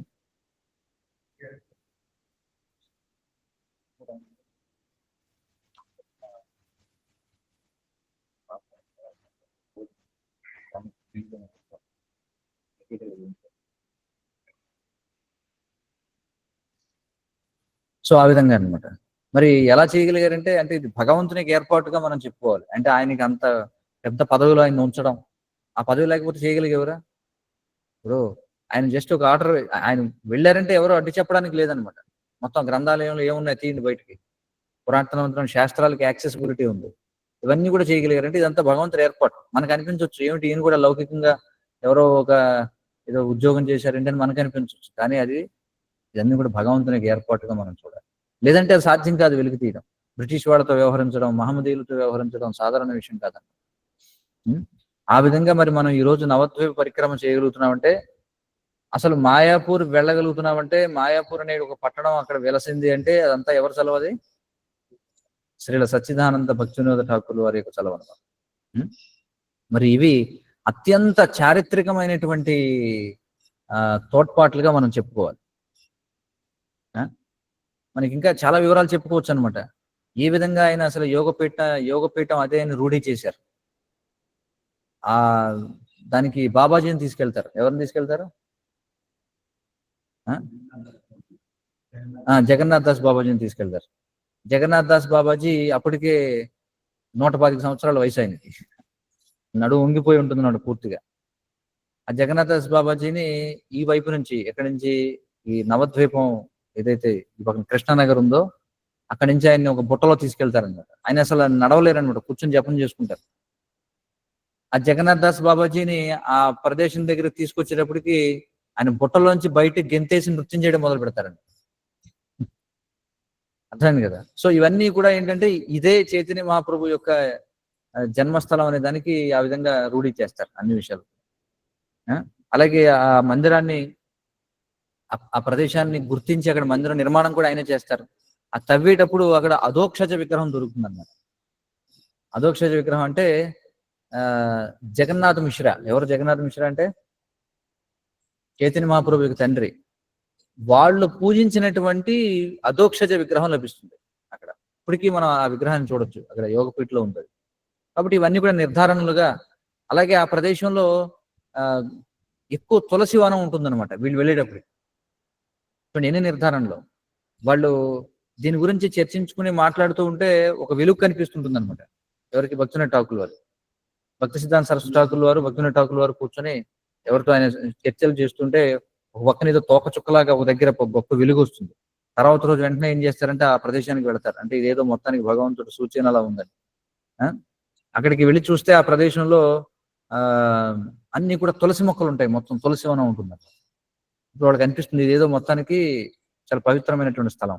తర్వాత ఏం చేస్తారంటే ఆయన్ని జగన్నాథ్ దాస్ బాబాజీని తీసుకొస్తారు. బుట్టలో తీసుకొస్తే ఆయన అక్కడికి రాగానే దివ్యానందంతో బుట్టలోంచి బయటికి దూకి నృత్యం మొదలు పెడతారు. ఇలా నిర్ధారించారు. కాబట్టి ఆ విధంగా మనకి ఈ యొక్క స్థలాలన్నిటిని కూడా ఆయన వెలికి తీయడం జరిగింది. ఇవి అత్యంత గొప్ప తోడ్పాట్లుగా మనం చెప్పుకోవచ్చు. ఇక రచనాపరంగా మనం చూస్తే భక్తివినోద ఠాకూర్ల వారు 100కి పైగా రచనలు చేశారు. 100కి పైగా గ్రంథాలు రాశారు. చూడండి, 100కి పైగా గ్రంథాలు. చాలా మంది దీక్ష తీసుకున్న వాళ్ళకి భాగవతమే పూర్తి అవుతుంది చదవడం. ఈ రోజుల్లో మనం చూస్తే మన సాంప్రదాయంలో దీక్ష తీసుకున్న వాళ్ళు చాలా మంది 10 ఏళ్ళు 15 ఏళ్ళు అయినా భాగవతం చదివారా అంటే ఎప్పుడో కొత్తలో 2 పుస్తకాలు చదివానండి. ఎవరో బయట వాళ్ళు కాదు, భక్తులే. పుస్తకం చదవడమే ఎంత కష్టంగా ఉంటే పుస్తకం రాయడం ఎంత కష్టం. పైగా 100 గ్రంథాలు రాయడం అనేది అసలు విషయమా? ఇది సాధారణ వ్యక్తి వల్ల జరిగే విషయమా? ఒకసారి ఆలోచించండి. అది కూడా బెంగాలీలో, సంస్కృతంలో, ఇంగ్లీష్లో 3 భాషల్లో రాశారు. కొన్ని పుస్తకాలు బెంగాలీలో ఉన్నాయి, కొన్ని సంస్కృతంలో ఉన్నాయి, కొన్ని ఇంగ్లీష్లో ఉన్నాయి. అయితే దురదృష్టవశాత్తు ఆ గ్రంథాలన్నీ ఇప్పటికి లభ్యం అవట్లేదు. చూడండి కాల ప్రభావం ఎలా ఉంటుంది. ఆయన 1869, 1900 సంవత్సరాలకి మధ్యలో ఆయన గ్రంథాలు రాశారు. ఆయన ఆ గ్రంథాల్లో మళ్ళీ ఈ 100 ఏళ్లలో చాలా వరకు పుస్తకాలు లేవు పుస్తకాలు. ఇప్పుడు శ్రీల ప్రభుపాదుల వారు ఏం చేశారంటే ఆయన అనేక ట్రస్టులను స్థాపించారు. అందులో ఒకటి ఏమిటంటే పాడుబడిపోతున్నటువంటి గౌడీయ వైష్ణవ ఆచార్య సంబంధమైనటువంటి క్షేత్రాలను పునరుద్ధరించడం, దానికి ఒక ట్రస్ట్ ఫామ్ చేశారనమాట. ఆ నిధులన్నీ కూడా ఈ పాడుబడిపోతున్నటువంటి గౌడీయ వైష్ణవ సంబంధ క్షేత్రాలు ఏవైనా కావచ్చు, ఆచార్యుల యొక్క సంబంధమైనవి కావచ్చు, ఏమైనా కావచ్చు, పురాతన ఆలయాలు కావచ్చు, వాటిని పునరుద్ధరించడం. రెండోది ఏమిటంటే ఈ పురాతనమైనటువంటి ఏవైతే ఇప్పుడు మనకి భక్తి వేదాంత ఆర్చైవ్స్ అని చెప్పి ఒక సంస్థను ప్రారంభించారు. అది కలకత్తాలో ఉందన్నమాట. వాళ్ళు ఏం చేస్తారంటే ఈ ప్రాచీనమైనటువంటి తాళపత్ర గ్రంథాలు, ముఖ్యంగా ఈ ఆచార్య సంబంధమైనటువంటివి, అవన్నిటిని కూడా వాళ్ళు వెలికి తీస్తున్నారు. వాళ్ళ పరిశోధనలో తేలింది ఏమిటంటే చాలా వరకు లేవు. భక్తినాథ్ ఠాకూర్ వారు పేర్లు ఊరికే తెలుసు తప్ప గ్రంథాలు లేవు అనమాట. ఇది ముద్రణైనటువంటి పుస్తకాలు కూడా లేవు. అది పరిస్థితి. అయితే ఆయన రాసినటువంటి గ్రంథాల్లో ముఖ్యమైనటువంటివి ఏమిటంటే అతి ముఖ్యంగా చెప్పబడేది జైవ ధర్మం అనేటువంటి. జైవ ధర్మం పేరు వినే ఉంటారు చాలా మంది. 1893లో రాశారనమాట. అదొక తత్వపరమైనటువంటి నవల్ లాంటిది అనమాట. ఫిలసాఫికల్ నవల్ అంటారు. అది ఏం చేస్తుందంటే భక్తి యొక్క దశల గురించి వివరిస్తుంది అనమాట. ఆ? ఈ జైవ ధర్మం అనే పుస్తకం ఎలా ఉంటుందంటే ఒక ఇద్దరు కుర్రాళ్ళు వాళ్ళకి ఏంటంటే జిజ్ఞాస, తెలుసుకుందామనే జిజ్ఞాస, ఏదో తెలుసుకుందామనే జిజ్ఞాస కలిగినటువంటి ఇద్దరు కుర్రాళ్ళు ఆ నవద్వీపంలో ఉన్నటువంటి ఒక గురువు గారి దగ్గరికి వెళ్తారంట, ఒక బాబాజీ దగ్గరికి. వాళ్ళన్నీ కూడా అప్పటికే అన్ని తిరిగేసి ఉంటారనమాట. సో వాళ్ళ యొక్క ప్రయాణం ఎలా సాగింది అంటే ఆధ్యాత్మికంగా ఏదో తెలుసుకోవాలనుకుంటున్నారు. చాలా మంది కూడా చూస్తాం, మనకి ఇస్కాన్లో కూడా చూస్తే దీనికి రాకముందు చాలా మంది మాయావతి పుస్తకాలు చదివి, లేకపోతే బ్రహ్మకుమారులని, పిరమిడ్ అని, లేకపోతే చిన్మయ మిషన్ అని, రామకృష్ణ మిషన్ అని, మొత్తానికి అజిరి మొత్తానికి ఇక్కడికి వస్తారండి. అర్థమైంది కదా. అలా ఆయన ఏం చేస్తారంటే ఇద్దరు కల్పిత పాత్రలు అనమాట అందులో, అంటే తత్వాన్ని బోధిస్తారు కథారూపంలో జైవ ధర్మం. ఆ ఇద్దరు కుర్రాళ్ళు వాళ్ళ యొక్క ప్రయాణం, అలా వాళ్ళు ప్రేమ భక్తి స్థాయికి ఎలా వెళతారనేటువంటి దాన్ని చూపిస్తారు ఆ జైవ ధర్మంలో. అదొక చాలా చక్కటి గ్రంథం అది. అలాగే శరణాగతి అనేది చాలా ప్రముఖమైనది. శరణాగతిలో ఆయన చేసినటువంటి భజనలు, అంటే శరణాగతిని బోధించేటువంటి భజనలు మనం కూడా చదువుతుంటాం కదా రోజు ఈ వైష్ణవ గీతాల గ్రంథంలో. కొన్ని ఉన్నాయి ఇందులో, కానీ వాస్తవానికి చాలా ఉన్నాయి, కొన్ని వందలు ఉన్నాయి. మరి ముఖ్యంగా ఎవరైతే ఈ బ్రహ్మమత్వ గౌడీ వైష్ణవ సాంప్రదాయంలో ఉన్నటువంటి భక్తులు ఎవరైతే ఉన్నారో వాళ్ళు తమ పిల్లలకి వాళ్ళు కూడా నేర్చుకోవాలన్నమాట, ఈ భజనలన్నీ నేర్చుకోవాలి. అందరికీ భజనలు వచ్చి ఉండాలి. చాలా సరళమైనటువంటి బెంగాలీ భాష.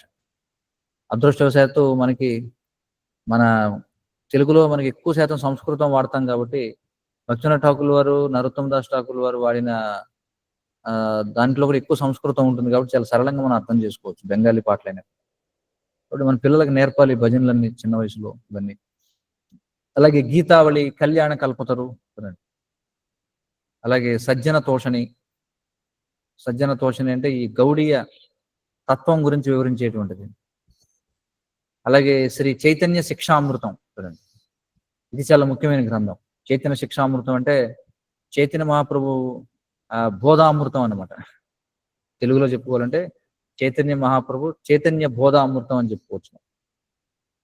అయితే మనకి ఏదైతే అందుబాటులో ఉందో అది కాదు, ఏదైతే మనకి తెలుగులో ఉన్నది అది కాదు, అది చైతన్య మహాప్రభు యొక్క బోధనల గురించినటువంటిది. అలాగే శ్రీ చైతన్య మహాప్రభు ఆయన యొక్క జీవితం, ఆయన యొక్క ఆచరణ అనేటువంటిది ఒక గ్రంథం 1896లో రాశారు. ఇంగ్లీష్లో రాశారు. ఆ గ్రంథం మన దగ్గర ఉంది. ఇంగ్లీష్లో రాసినటువంటిది. విశేషం ఏమిటంటే 1896లో దాన్ని ఇంగ్లీష్లో Shri Chaitanya Mahaprabhu his life and precepts, Chaitanya Mahaprabhu గురించిన మొట్టమొదటి ఆంగ్ల గ్రంథం అది. ఎవరు రాశారు దాన్ని? భక్తినాథ్ ఠాకూర్ వారు రాశారు. చైతన్య మహాప్రభు గురించినటువంటి మొట్టమొదటి ఆంగ్ల గ్రంథం అది 1896లో ఆయన రచించి దాన్ని ఏం చేశారంటే దాని యొక్క ప్రతులను ప్రపంచవ్యాప్తంగా ఉన్న విశ్వవిద్యాలయాలన్నిటికీ పంపారు. చూడండి, ఆ రోజుల్లోనే, ఇప్పుడంటే మనకి ఏవో రకరకాలు వచ్చేసాయి, ఆ రోజుల్లో దాన్ని పుస్తకం మనం ప్రింట్ చేసి దాన్ని ఓడ మీద పంపాలన్నమాట. ఆ విధంగా పాశ్చాత్య దేశాల్లో, అమెరికాలో, ఫ్రాన్స్లో, రష్యాలో ఉన్నటువంటి ప్రముఖ గ్రంథాలయాలకి 1896లోనే ఆయన ఆ గ్రంథాన్ని పంపించారు. అంటే అంతర్జాతీయంగా కృష్ణ చైతన్య ప్రచారం మొదలైందనమాట. విశేషం ఏమిటంటే ఆ 1896లోనే శ్రీల ప్రభుపాదుల వారు జన్మించారు. ఇవన్నీ యాదృచ్ఛికం అని అనగలమా మనం? ఇవన్నీ యాదృచ్ఛికం కాదు. శ్రీల ప్రభుపాదుల వారు జన్మించినటువంటి సంవత్సరం అది 1896. ఇంకా విశేషం ఏంటంటే శ్రీల ప్రభుపాదుల వారు 1896లో జన్మించారు. 1965లో ఆయన పాశ్చాత్య దేశాలకు ప్రయాణం చేశారు. ఆయన వెళ్ళి ప్రచారం చేస్తున్న క్రమంలో, ఆయన శ్రీల ప్రభుపాదుల వారు వెళ్ళి ప్రచారం చేశారు కదా, ఆయన శిష్యుల్లో ఒకరికి ఏదో ఒక లైబ్రరీకి వెళితే ఈ పుస్తకం దొరుకుతుంది. ఇది 1896లో భక్తినాథ్ ఠాకూర్ వారు ఏదైతే పుస్తకాన్ని పంపారో అమెరికాలోని ఒక విశ్వవిద్యాలయానికి, ఆ పుస్తకం శ్రీల ప్రభుపాదుల వారి శిష్యుడికి దొరుకుతుందంట. ఇవన్నీ కూడా చాలా గొప్ప విశేషాలు అన్నమాట. సో అలా అందుచేతనే ఆయనకి ఈ 7th గోస్వామి అనేటువంటి బిరుదు ఇవ్వబడిందని మనం చెప్పుకుంటున్నాం. ఇదంతా ఒక ఎత్తు అయితే, మరి ఆయనకి ఎంతో మంది పిల్లలు ఉన్నారు, చాలా మంది పిల్లలు ఉన్నారు ఆయనకి. అందులో బిమలా ప్రసాద్ దత్త ఎవరైనా శ్రీల భక్తి సిద్ధాంత సరస్వతి ఠాకూర్ వారు, ఆయన మళ్ళీ గౌడీయ మఠాన్ని స్థాపన చేసిన వారు. ఇంకా భక్తి సిద్ధాంత సరస్వతి ఠాకూర్ వారి గురించి చెప్పాలంటే ఇంకది ఆయన్ని రే ఆఫ్ విష్ణు అంటారు ఆయన. అంటే ఒక విష్ణు యొక్క కిరణంగా పోల్చుతారు చూడండి. ఆయన జీవితాన్ని గురించి ఎన్నో సంవత్సరాల పాటు పరిశోధన చేసి పరమ పూజ్య భక్తివికాస్ స్వామి వారు శ్రీ భక్తి సిద్ధాంత వైభవం అనేటువంటి 3 సంపుటాలతో కూడిన ఒక ఉద్గ్రంథాన్ని రచించారు ఆంగ్ల భాషలో. అది వేరే హిందీలో ఉన్నట్టుంది, వేరే ఏ భాషలో లేదు అది. భక్తి సిద్ధాంత వైభవం. మరి అదొక చూడండి, అంత గొప్ప ఆచార్యునికి ఆయన జన్మనిచ్చారనమాట. చూడండి, విమలా ప్రసాద్ దత్త ఆయన పేరు. ఎందుకంటే ఇది కూడా ఒక లీల ఉంది. ఆయన ఎప్పుడైతే జగన్నాథపురిలో ఉన్నప్పుడు, జగన్నాథపురిలో మెజిస్ట్రేట్ గా పనిచేస్తున్నప్పుడు, మనం ఇప్పుడు జగన్నాథపురి ఇప్పుడు మనం వెళితే అక్కడ మనకి గౌడీ మఠం ఉంటుంది, బడాధొండ్ అంటారు. అంటే రథయాత్ర జరిగేటువంటి మార్గంలో ఒక గౌడీ మఠం ఉంటుంది. ఆ గౌడీ మఠం ఏదైతే ఉందో అదే భక్తివినోద ఠాకూర్ల వారి యొక్క గృహం అనమాట. ఇంతకు ముందు ఆ గృహంలో ఆయన మెజిస్ట్రేట్ గా పనిచేస్తున్నప్పుడు ఉండేవారు. ఆ సమయంలో ఒకసారి ఏమైందంటే రథం ఆ ఇంటి ముందుకు వచ్చి ఆగిపోతుంది అనమాట. ఎందుకంటే జగన్నాథుడు ఆయన ఎప్పుడు వెళ్ళాలనుకుంటే అప్పుడు వెళ్తాడు, ఎప్పుడు ఆగిపోవాలంటే అప్పుడు ఆగిపోతాడు. ఎన్ని వేల మంది లాగినా కదలదు అనమాట రథం. ఏదో మొత్తానికి దైవవశాత్తు రథం ఇంటి ముందు ఆగిపోతుంది.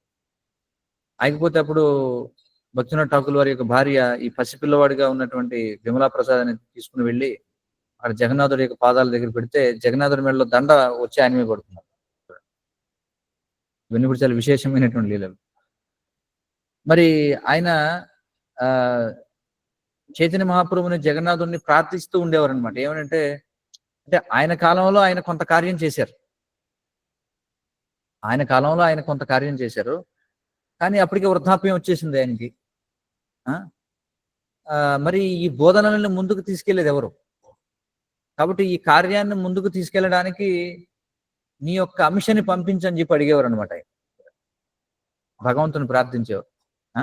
నీ యొక్క అంశను నాకు పంపించని చెప్పి ఆయన ప్రార్థన చేస్తే మరి దానికి సమాధానంగానే భక్తి సిద్ధాంత సరస్వతి ఠాకూర్ వారు ఆవిర్భవించారు.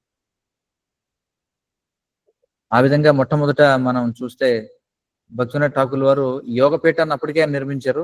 ఈ యోగపీఠ నిర్వహణనే అప్పగించారు భక్తి సిద్ధాంత సరస్వతి ఠాకూర్ వారు. ఆ సమయంలోనే ఆయనకు ఉపదేశం చేస్తారు. ఏమని? గౌర్ కిషోర్ దాస్ బాబాజీ అవతల పక్క ఉన్నారు, ఆయన దగ్గర నువ్వు దీక్ష స్వీకరించాలి. గౌర్ కిషోర్ దాస్ బాబాజీ ఏమో నిషాని అనమాట. అంటే ఆయనకి ఏమో ఇది కాదు. భక్తి సిద్ధాంత సరస్వతి ఠాకూర్ వారు ఏమో ఆయన గొప్ప పండితుడు. ఆయన కావాలనే ఈయన అక్కడే నువ్వు వెళ్ళి ఆయన దగ్గరికి వెళ్ళి దీక్ష తీసుకోమని చెప్తారు. ఆయనే ఇవ్వచ్చు దీక్ష, కానీ పుత్రుడికి ఏం చెప్పారు? నువ్వు వెళ్ళి అక్కడ నా శిష్యుడు ఉన్నాడు, ఎవరు? గౌర్ కిషోర్ బాబా, అక్కడికి వెళ్ళి నువ్వు దీక్ష తీసుకోమని. ఆ విధంగా అనమాట. కాబట్టి ఇంకా భక్తి సిద్ధాంత సరస్వతి ఠాకూర్ వారి గురించి చెప్పుకోవాలంటే ఇంకెంత చెప్పుకోవాలి. కాబట్టి ఆధునిక ప్రపంచంలో ఈ యొక్క గౌడీయ వైష్ణవ తత్వాన్ని, అసలు ఈ కృష్ణ చైతన్య ప్రచారాన్ని మొదలు పెట్టింది ఎవరు అంటే భక్తివినోద ఠాకూర్ వారు. దాన్ని మరింత విస్తృతం చేసింది ఎవరు అంటే భక్తి సిద్ధాంత సరస్వతి ఠాకూర్ వారు. మరి ఆయన 64 గౌడీ మఠాలని స్థాపన చేయడం జరిగింది. తెలుసు కదా మనకి. మన దగ్గరలో ఇక్కడ కోవూరులో ఉన్నటువంటి గౌడీ మఠం కూడా భక్తి సిద్ధాంత సరస్వతి ఠాకూర్ వారు స్థాపన చేసింది. ఇక మరి భక్తి సిద్ధాంత అంటే బిమలా ప్రసాద్ అప్పటికి ఆయన పేరు. మరి బిమలా ప్రసాద్ కి చాలా కఠినమైనటువంటి శిక్షణ ఇచ్చారు. ఆయన శిక్షణ ఇచ్చారు. చిన్నప్పుడే ఆయనకి మంత్రం ఇచ్చారు, ఒక నృసింహ మంత్రం ఇచ్చారు జపించమని. అలాగే మరి నిర్భయంగా ఈ యొక్క కృష్ణ చైతన్యాన్ని ప్రచారం చేయమని ఆయన చెప్పడం జరిగింది. అయితే భక్తివినోద ఠాకూర్ల వారు అప్పుడున్నటువంటి పరిస్థితులను బట్టి, ఆయన చేయాల్సినటువంటి కార్యాన్ని బట్టి కొంత అందరితోనూ కూడా కొంచెం సామరస్యంగా వ్యవహరించేవారు అనమాట భక్తివినోద ఠాకూర్ వారు. కానీ భక్తి సిద్ధాంత సరస్వతి ఠాకూర్ వారు మాత్రం కొంచెం ఒక అరంగుళం, అందులో అరనూలు తత్వంలో భేదం ఉన్నా సరే సహించేవారు కదండి. అందుకే ఆయన్ని ఆచార్య కేసరి అని చెప్పి అంటారు. ఆచార్య కేసరి. కేసరి అంటే ఏమిటి? సింహం అనమాట. భక్తి సిద్ధాంత సరస్వతి ఠాకూర్ వారి పేరు చెప్తే అందరూ కూడా గడగలాడిపోవలసిందనమాట. అస్సలు కొన్నిసార్లు భక్తి సిద్ధాంత సరస్వతి ఠాకూర్ వారు తన తండ్రి వైఖరిని ఒక్కోసారి విమర్శిస్తుండేవారు. ఆయన అనవసరంగా రాజీ పడ్డారు అలాగే. ఆయన కాలానికి ఆయన చేయాల్సినటువంటి కార్యం అది. ఆ విధంగా మరి ఇక అంతిమ సమయానికి ఆయన గోద్రుమ ద్వీపం, మనం మాయాపూర్ వెళితే నదిని దాటి అవతలకు వెళితే గోద్రుమ ద్వీపం అంటారు. ఆ ప్రదేశంలో ఆయన ఇంకా ఎప్పుడు కూడా భజనలో నిమగ్నం అయ్యేవారు. బాబాజీ వేషధారణ ధరించి పూర్తిగా భజనలో నిమగ్నం అయ్యేవారు. రచనలు చేస్తూ ఉండేవారు. ప్రభుత్వ సేవ నుంచి విరమించుకుని అక్కడ ఉండేవారు అనమాట. పూర్తిగా నామభజనలో మునిగి ఉండేవారు. రచనలు చేస్తుండేవారు. ఆ అలాగే ఆయన స్థాపించినటువంటి నామహట్టలు ఏవైతే ఉన్నాయో ఈ బెంగాల్,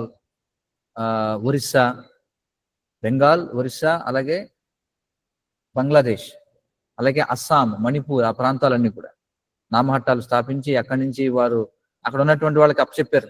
దీక్ష ఇచ్చి వాళ్ళకి వాళ్ళే చూసుకుంటూ ఉండేవారు. మరి ఏదైనా మార్గనిర్దేశనం కోసం లేఖలు ఏమైనా రాస్తే దానికి సమాధానం చెప్పడం, ఉపదేశాలు ఇవ్వడం, ఇవన్నీ కూడా చేసేవారు. మరి ఆయన జూన్ 23వ తేదీ 1914లో ఆయన నిత్యలీలలోకి ప్రవేశం చేశారు. ఇది నిత్యలీల ప్రవిష్ట అని చెప్పి అంటారు. అంటే ఇది తాత్కాలిక లీల, కానీ నిత్యలీల ఏమిటి? వాళ్ళ నిత్యలీల గోలోక వృందావనంలో మంజరిగా. మరి ఆయన యొక్క సిద్ధ స్వరూపం ఆయన రాసినటువంటి గ్రంథంలో తన యొక్క సిద్ధ స్వరూపాన్ని తెలియజేస్తారన్నమాట.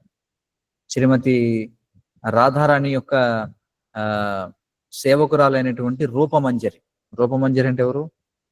రూపగోస్వామి. ఆ రూపగోస్వామికి సేవకురాలుగా ఆయన యొక్క నిత్య రూపం అది ఏమిటిది? కమల మంజరి అనేటువంటి. నవద్వీపలీలలో ఆయనని చెప్పుకున్నాం కదా, సచ్చిదానంద భక్తి వినోదుడు అని చెప్పి అంటారని చెప్పి.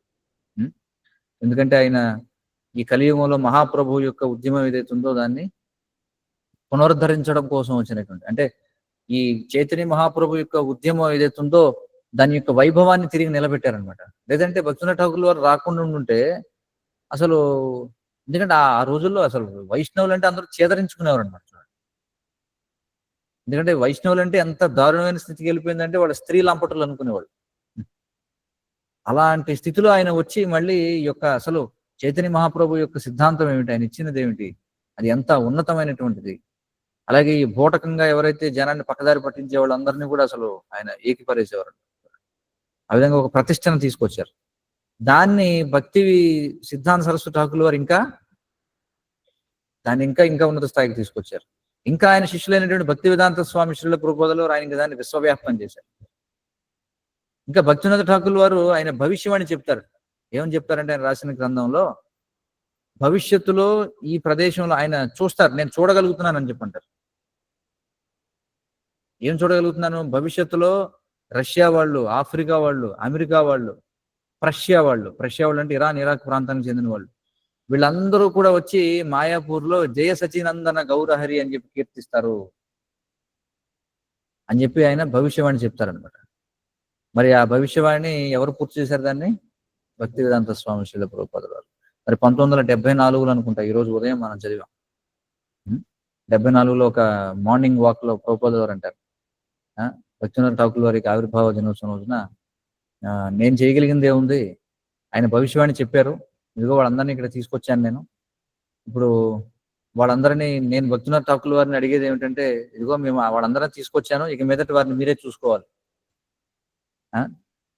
ఇప్పుడు వారంతా కూడా మీ ఆశ్రయంలో ఉన్నారు కాబట్టి ఇక మీదట మీరే వారిని రక్షించాలి అని చెప్పి ఆయన భక్తినాథ్ ఠాకూర్ వారిని నేను అడిగే ఏకైక ప్రార్థన అని చెప్పి అంటారు. ఎందుకంటే ఆయన ఏమంటారంటే, తండ్రి కంటే కూడా తాత ఇంకా కృప కలిగిన వాడు అని చెప్పి అంటారు. ముత్తాత అయితే ఇంకా కృప కలిగిన వాడు అనమాట. అర్థమవుతుంది కదా. సో అలాగే ఏమిటంటే భక్తినాథ్ ఠాకూర్ వారే వీళ్ళందరినీ కూడా రక్షించాలి. ఎందుకంటే ఆయన చెప్పారు భవిష్యవాణి, అది జరిగింది, నా పని నేను చేశాను, ఇక మీదట మిమ్మల్ని ఆయనే రక్షించాలి అని చెప్పి అంటారు. సో ఆ విధంగా శ్రీల ప్రభుపాదుల వారు ఆయన ప్రార్థన చేస్తారు. కాబట్టి ఇది మరి భక్తినాథ్ ఠాకూర్ వారికి వైభవం. క్లుప్తంగా మనం చెప్పుకున్నాం. మరి ఆయన గ్రంథాలు మనం చర్చించితే కనుక ఇంకా చాలా అద్భుతంగా ఉంటాయి అనమాట. ఇవన్నీ కూడా చైతన్య శిక్షామృతం, జైవ ధర్మం, ఇవన్నీ కూడా. కాబట్టి ఇంకా సారాంశంగా మనం చెప్పుకోవాలంటే, ఈ గౌడీయ వైష్ణవత్వం యొక్క ప్రతిష్టని దిగజారిపోతున్నటువంటి స్థితిలో గౌడీయ వైష్ణవ ఈ సాంప్రదాయం యొక్క ప్రతిష్టని ఆయన పునరుద్ధరించారు. అది ఒకటి. అలాగే ఈ మాయాపూర్ అనేటువంటి దివ్య స్థలాన్ని పునరుద్ధరించారు. చూడండి ఎలాంటి విషయాలు ఇవి, సాధారణ విషయాలు ఇవన్నీ. అలాగే భజనల రూపంలో, గ్రంథాల రూపంలో గొప్ప నిధిని మనకి ఇచ్చారనమాట, గౌడీయ వైష్ణవ తత్వం ఏమిటనే దాని గురించి. అలాగే ప్రపంచానికి గొప్ప ఆచార్యుని ఇచ్చి వెళ్ళారు. ఎవరిని? భక్తి సిద్ధాంత సరస్వతి ఠాకూర్ వారిని. మరి ఆ భక్తి సిద్ధాంత సరస్వతి ఠాకూర్ వారు ఏం చేశారు? ఆయన ఒక గొప్ప ఆచార్యుని ఇచ్చి వెళ్ళారు. ఎవరిని? శ్రీల ప్రభుపాదుల వారు. మరి ఇదంతా కూడా ఎవరి యొక్క తోడ్పాటు? భక్తి వినోదుల వారి యొక్క తోడ్పాటు అనమాట. శ్రీల సచ్చిదానంద భక్తి వినోద ఠాకూర్ కి జై. ఎవరికైనా ఏమైనా ప్రశ్నలు సూచనలు ఉంటే చెప్పొచ్చు. కృష్ణ ప్రభుజీ, లీలామాధవ్ ప్రభుజీ. చెప్పండి లీలామాధవ్. ప్రభుజీ ఇప్పుడు అంటే అర్థమవుతుంది ప్రభుజీ, కొన్ని పట్టుకోలేకపోయాము కొన్ని విషయాలు. మళ్ళీ వింటాను ప్రభుజీ క్లాసు. అంటే భక్తి వినోద్ ఠాకూర్ గారు అంటే ఆయన ఫస్ట్ భార్య ఇదైపోయిన తర్వాత సెకండ్ మ్యారేజ్ చేసుకోవచ్చు అన్నారు కదా, అది జెంట్స్ కి ఉంది లేడీస్ కి ఎందుకు లేదన్నారు ప్రభు? అంటే ఆ రోజు ఏమన్నా పరిస్థితులు అలాంటివా ప్రభు, లేకపోతే దానికి రీజన్ ఉందా ఆ ప్రభు? రోజు కాదు, అసలు వైదిక శాస్త్రాలలో వైదిక సంస్కృతిలో స్త్రీకి పునర్వివాహం అనేది లేదు. పురుషుడు అంటే ఎంతమందినైనా అంటే ఇప్పుడు మనకి ఎలా, ఇప్పుడు జెంట్స్ కి ఎలా జరిగిందో లేడీస్ కూడా అలా జరిగేటువంటి అవకాశం ఉన్నప్పుడు అది దాన్ని సమానత్వంగా తీసుకోకుండా దాన్ని ఎలా తీసుకోవచ్చు ప్రభు? అది నాకు అర్థం కాలేదు. సమానత్వం లేదని కదా శాస్త్రాలు చెప్తున్నాయి. ఇప్పుడు మీకు అంటే ఇప్పుడు ఆంగ్ల విద్యలో మీరు బోధింపబడ్డారు కాబట్టి స్త్రీ పురుషులు సమానం అని అనుకుంటున్నారు. పురుషులు చేసే అన్ని కూడా స్త్రీలు చేయొచ్చు అని అనుకుంటున్నారు. కానీ వైదిక శాస్త్రాల్లో ఎక్కడా లేదు దానికి అనుమతి. స్త్రీకి పునర్వివాహం అనేది శాస్త్రాల్లో లేదు. అంటే దానివల్ల ఏంటి ప్రభు అలా చేసుకోవడం వల్ల వాళ్ళకి ఏదన్నా ఇది ఉంటుందన్న ప్రభు, లేకపోతే దానికి ఏదైనా కారణం ఉందా ప్రభు? దాని గురించి మనం విడిగా మళ్ళీ ఎప్పుడన్నా దాని గురించి చర్చించవచ్చు. ప్రస్తుతానికి అయితే అది అప్రస్తుతం. కాబట్టి వైదిక శాస్త్రాల్లో బహుభార్యత్వం అనేది ఉంది కానీ బహుభర్తృత్వం అనేది లేదనమాట. భర్త అనేవాడు ఒకడే కానీ ఎక్కువ మంది ఉండరు, భార్యలు ఎక్కువ మంది ఉండొచ్చు. కానీ ఏమైనప్పటికీ అది వేరే, మళ్ళీ దాని గురించి చర్చ. అది ఈ రోజు మనం చర్చించిన విషయాల్లో ఇంకేమన్నా ప్రశ్నలు ఉంటే అడగండి. హరే కృష్ణ ప్రభు. ప్రణామ్, చెప్పండి ప్రభు. ఇది మన భక్తి వినోద్ ఠాకూర్ వాళ్ళ ఆయన ఉన్న టైంలో అది ట్రాక్ కూడా వేశారు, ఇప్పటికి తీసేశారు ప్రభు. అది మొన్న మేము లాస్ట్ ఆయన అదే ఆయన యొక్క ప్రభుత్వంలో ఆయన యొక్క పదవి ఎంత పెద్దది, ఆయన ఎంత ముఖ్యమైనటువంటి బాధ్యత వహించారంటే ఆయన ఇంటికి నేరుగా రైలు పట్టాలు వేశారనమాట ఆయన రావడం కోసం. సో మనం దాన్ని బట్టి అర్థం చేసుకోవచ్చు ఆయన యొక్క హోదా ఎంత గొప్పదనేది ఆ రోజుల్లో. ఏమన్నా ప్రశ్న? సో కాబట్టి దీన్ని బట్టి మనం అర్థం చేసుకోవచ్చు ఆచార్యుడు అంటే ఎలా ఉంటుందనేది. ఆచార్యుడు అంటే అసమానమైనటువంటి అసాధారణమైనటువంటి కార్యాలు చేస్తారన్నమాట ఆచార్యుడు. హరే కృష్ణ, చెప్పండి. మీరు చెప్పారు కదా ప్రభు, భక్తి సిద్ధాంత సరస్వతి ఠాకూర్ కి నరసింహస్వామి మంత్రం చెప్పారు అని. అంటే మనకి హరే కృష్ణ మంత్రం కాబట్టి చెప్తారు గౌడ వైష్ణవంలో, మరి నరసింహస్వామి చూడండి, వాస్తవంగా భక్తి వినోద ఠాకూర్ల వారు ఇది మళ్ళీ ఒక చర్చ, విడిగా మనం చర్చించవచ్చు దీని గురించి కూడా. భక్తి వినోద ఠాకూర్ల వారు ఆయన ఈ యొక్క దైవ వర్ణాశ్రమ వ్యవస్థని పునరుద్ధరించాలనుకున్నారు. దైవ వర్ణాశ్రమ వ్యవస్థ. దైవ వర్ణాశ్రమ వ్యవస్థ అంటే ఏమిటంటే ఏదైతే 4 ఆశ్రమాలు 4 వర్ణాలతో కూడినటువంటి వైదిక జీవన విధానం ఏదైతుందో, అంటే దేని గురించి అయితే మనకి అతః పుంభుర్ ద్విజశ్రేష్ఠ వర్ణాశ్రమ విభాగశ స్వానుష్ఠితస్య ధర్మస్య సంసిద్ధిర్ హరితోషణం. అంటే హరి యొక్క సంతృప్తి కోసం సమాజాన్ని 4 వర్ణాలుగా 4 ఆశ్రమాలుగా విభజించడం అనేటువంటి కార్యం చేయాలి అనేటువంటిది భక్తి వినోద ఠాకూర్ వారి యొక్క కోరిక. కాబట్టి దీని యొక్క పరిపూర్ణత, కృష్ణ చైతన్యం యొక్క పరిపూర్ణత ఏమిటంటే సమాజం ఎప్పుడైతే ఆ విధంగా విభజించబడుతుందో అప్పుడు మనం పూర్తిగా పరిపూర్ణతను సాధించినట్టు. మరి వర్ణాశ్రమ వ్యవస్థలో మనం చూసినట్టయితే మరి అనేక రకాల వ్యక్తులు ఉంటారు, వాళ్ళకి అనేక రకాల మంత్రాలు కూడా ఉంటాయి. ఇంకా చాలా విస్తృతమైనటువంటి అంశం. కాబట్టి ఆయనకి బాల్యంలో నృసింహ మంత్రం అనేది ఇవ్వడం జరిగింది.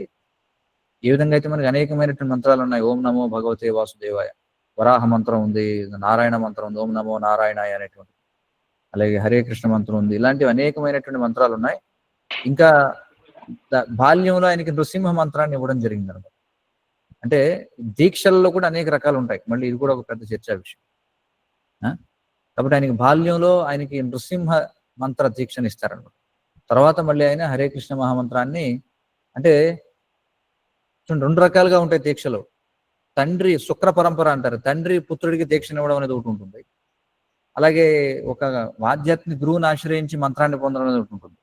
కాబట్టి ఆయన తండ్రిగా తన పుత్రుడికి ఇచ్చినటువంటిది నృసింహ మంత్రాన్ని ఇచ్చారు. తర్వాత మళ్ళీ ఆయనే గౌరకిషోర్ దాస్ బాబాజీ దగ్గరికి వెళ్ళిన తర్వాత మళ్ళీ హరే కృష్ణ మహామంత్రాన్ని పొందుతారు. అయితే ఈ కొన్ని విషయాలు ఇవి చెప్పిన అర్థం కావు, అంటే ఇది వర్ణాశ్రమకు సంబంధించినటువంటి విషయాలు ఇవి. అలాగే భక్తి సిద్ధాంత సరస్వతి ఠాకూర్ గారు అదే కోరుకున్నారు. భక్తి వేదాంత స్వామి శ్రీల ప్రభుపాదుల వారు కూడా అందుకే నేను వచ్చినటువంటి కార్యం 50% అయింది, ఇంకా 50% ఏమిటి, వైదిక సమాజాన్ని వర్ణాశ్రమాన్ని స్థాపన చేయడం అని చెప్పారు. సో ఇవన్నీ అందులోకి వస్తాయి, మరొక సందర్భంలో చర్చించవచ్చు దీని గురించి. ఇంకేమన్నా ఉన్నాయి? ప్రభుజీ మార్నింగ్ క్లాస్ ఎన్నింటికి స్టార్ట్ అవుతుంది? నేను ఫస్ట్ టైం వాడ వచ్చాను. 8 గంటలకి ప్రారంభం అవుతుంది. 8 నుంచి 9:30, 10? 9 గంటల వరకు జరగాలి, ఒక్కోసారి కొంచెం ఎక్కువ అవ్వచ్చు సందర్భం. Thank you Prabhuji, thank you. Hare Krishna. సరే, ఇంకేమన్నా ప్రశ్నలు ఉన్నాయా? హరే కృష్ణ. ప్రభు, ఇది మన ప్రభుపాదుల వారు నేను 50% సంస్థని స్థాపన చేశాను, ఇంకా 50% వర్ణాశ్రమని స్వయంగా ప్రభుపాదుల వారు చెప్పడం జరిగింది ప్రభుజీ? అవును, అంటే ఆయన నిష్క్రమించే సమయంలో. అవును, ఆయన ఉండగా కూడా ప్రారంభించారు, కానీ అది పూర్తి స్థాయిలో రాలేదు. ఏవైతే ఈ యొక్క కృష్ణ చైతన్యాన్ని ప్రచారం చేయడానికి కావలసినటువంటి అత్యావశ్యకమైనటువంటి మౌలికమైనటువంటివన్నీ కూడా ఆయన ఇచ్చి వెళ్ళారు. మిగతాది దిశానిర్దేశం చేశారు ఏం చేయాలనేది. దట్ చేయాల్సినటువంటి కర్తవ్యం మనపై ఉందన్నమాట. సరే, తర్వాత ఇప్పుడు మనం ఒక చిన్న వైష్ణవ గీతంతో భక్తివేదాంత ఠాకూర్ వారు రాసిన దాంతో మనం ఈ కార్యక్రమాన్ని ముగిద్దాం. సరే, అందరికీ వచ్చినటువంటి గీతం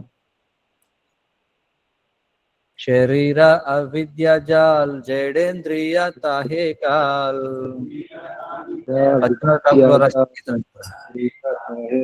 शरीर अविद्या जाल जडेन्द्रिय ताहे काल. शरीर अविद्या जाल जडेन्द्रिय ताहे काल. जीवे पहले विषय सागरे. जीवे फैले विषय सागरे. जीवे फैले विषय सागरे. जीवे फैले विषय सागरे. तार मध्य जिह्वाति लोभमाय सुदुर्मति. तार मध्य जिह्वाति लोभमाय सुदुर्मति. तार मध्य जिह्वाति लोभमाय सुदुर्मति. तार मध्य जिह्वाति लोभमाय सुदुर्मति. जेत कठिन संसारे. आके जेता कठिन संसारे. आगे जेत कठिन संसारे. आके जेता कठिन संसारे. कृष्ण बड़ा दयामय कोरी बारे जुटवा जाए. कृष्ण बड़ा दयामय करी बारे जुटवा जाए. कृष्ण बड़ा दयामय कोरी बारे जुटवा जाए. कृष्ण बड़ा दयामय करी बारे जुटवा जाए. प्रसादन दिलो भाई. प्रसादन दिलो भाई. प्रसादन दिलो भाई.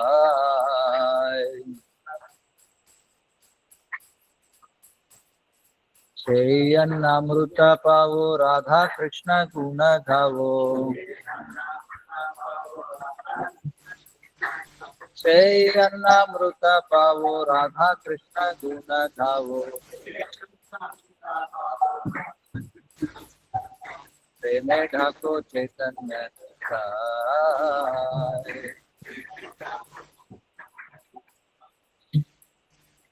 प्रेमे ढाको चैतन्य निताय.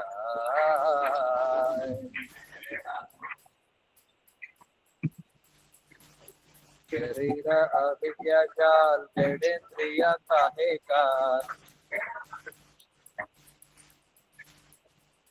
शरीर अविद्या जाल जडेन्द्रिय ताहे काल. हरे कृष्ण कृष्ण कृष्ण हरे हरे. हरे राम राम राम हरे.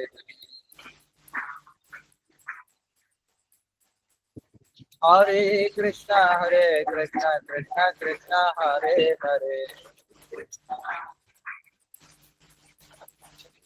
हरे राम राम राम हरे हरे,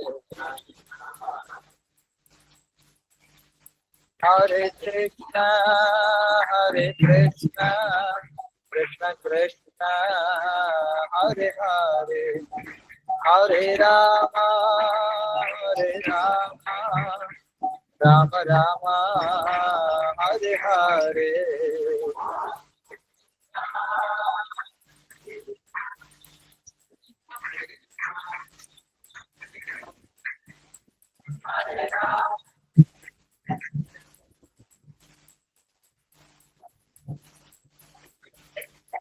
हरे कृष्णा कृष्णा कृष्णा हरे हरे, हरे राम राम राम हरे हरे।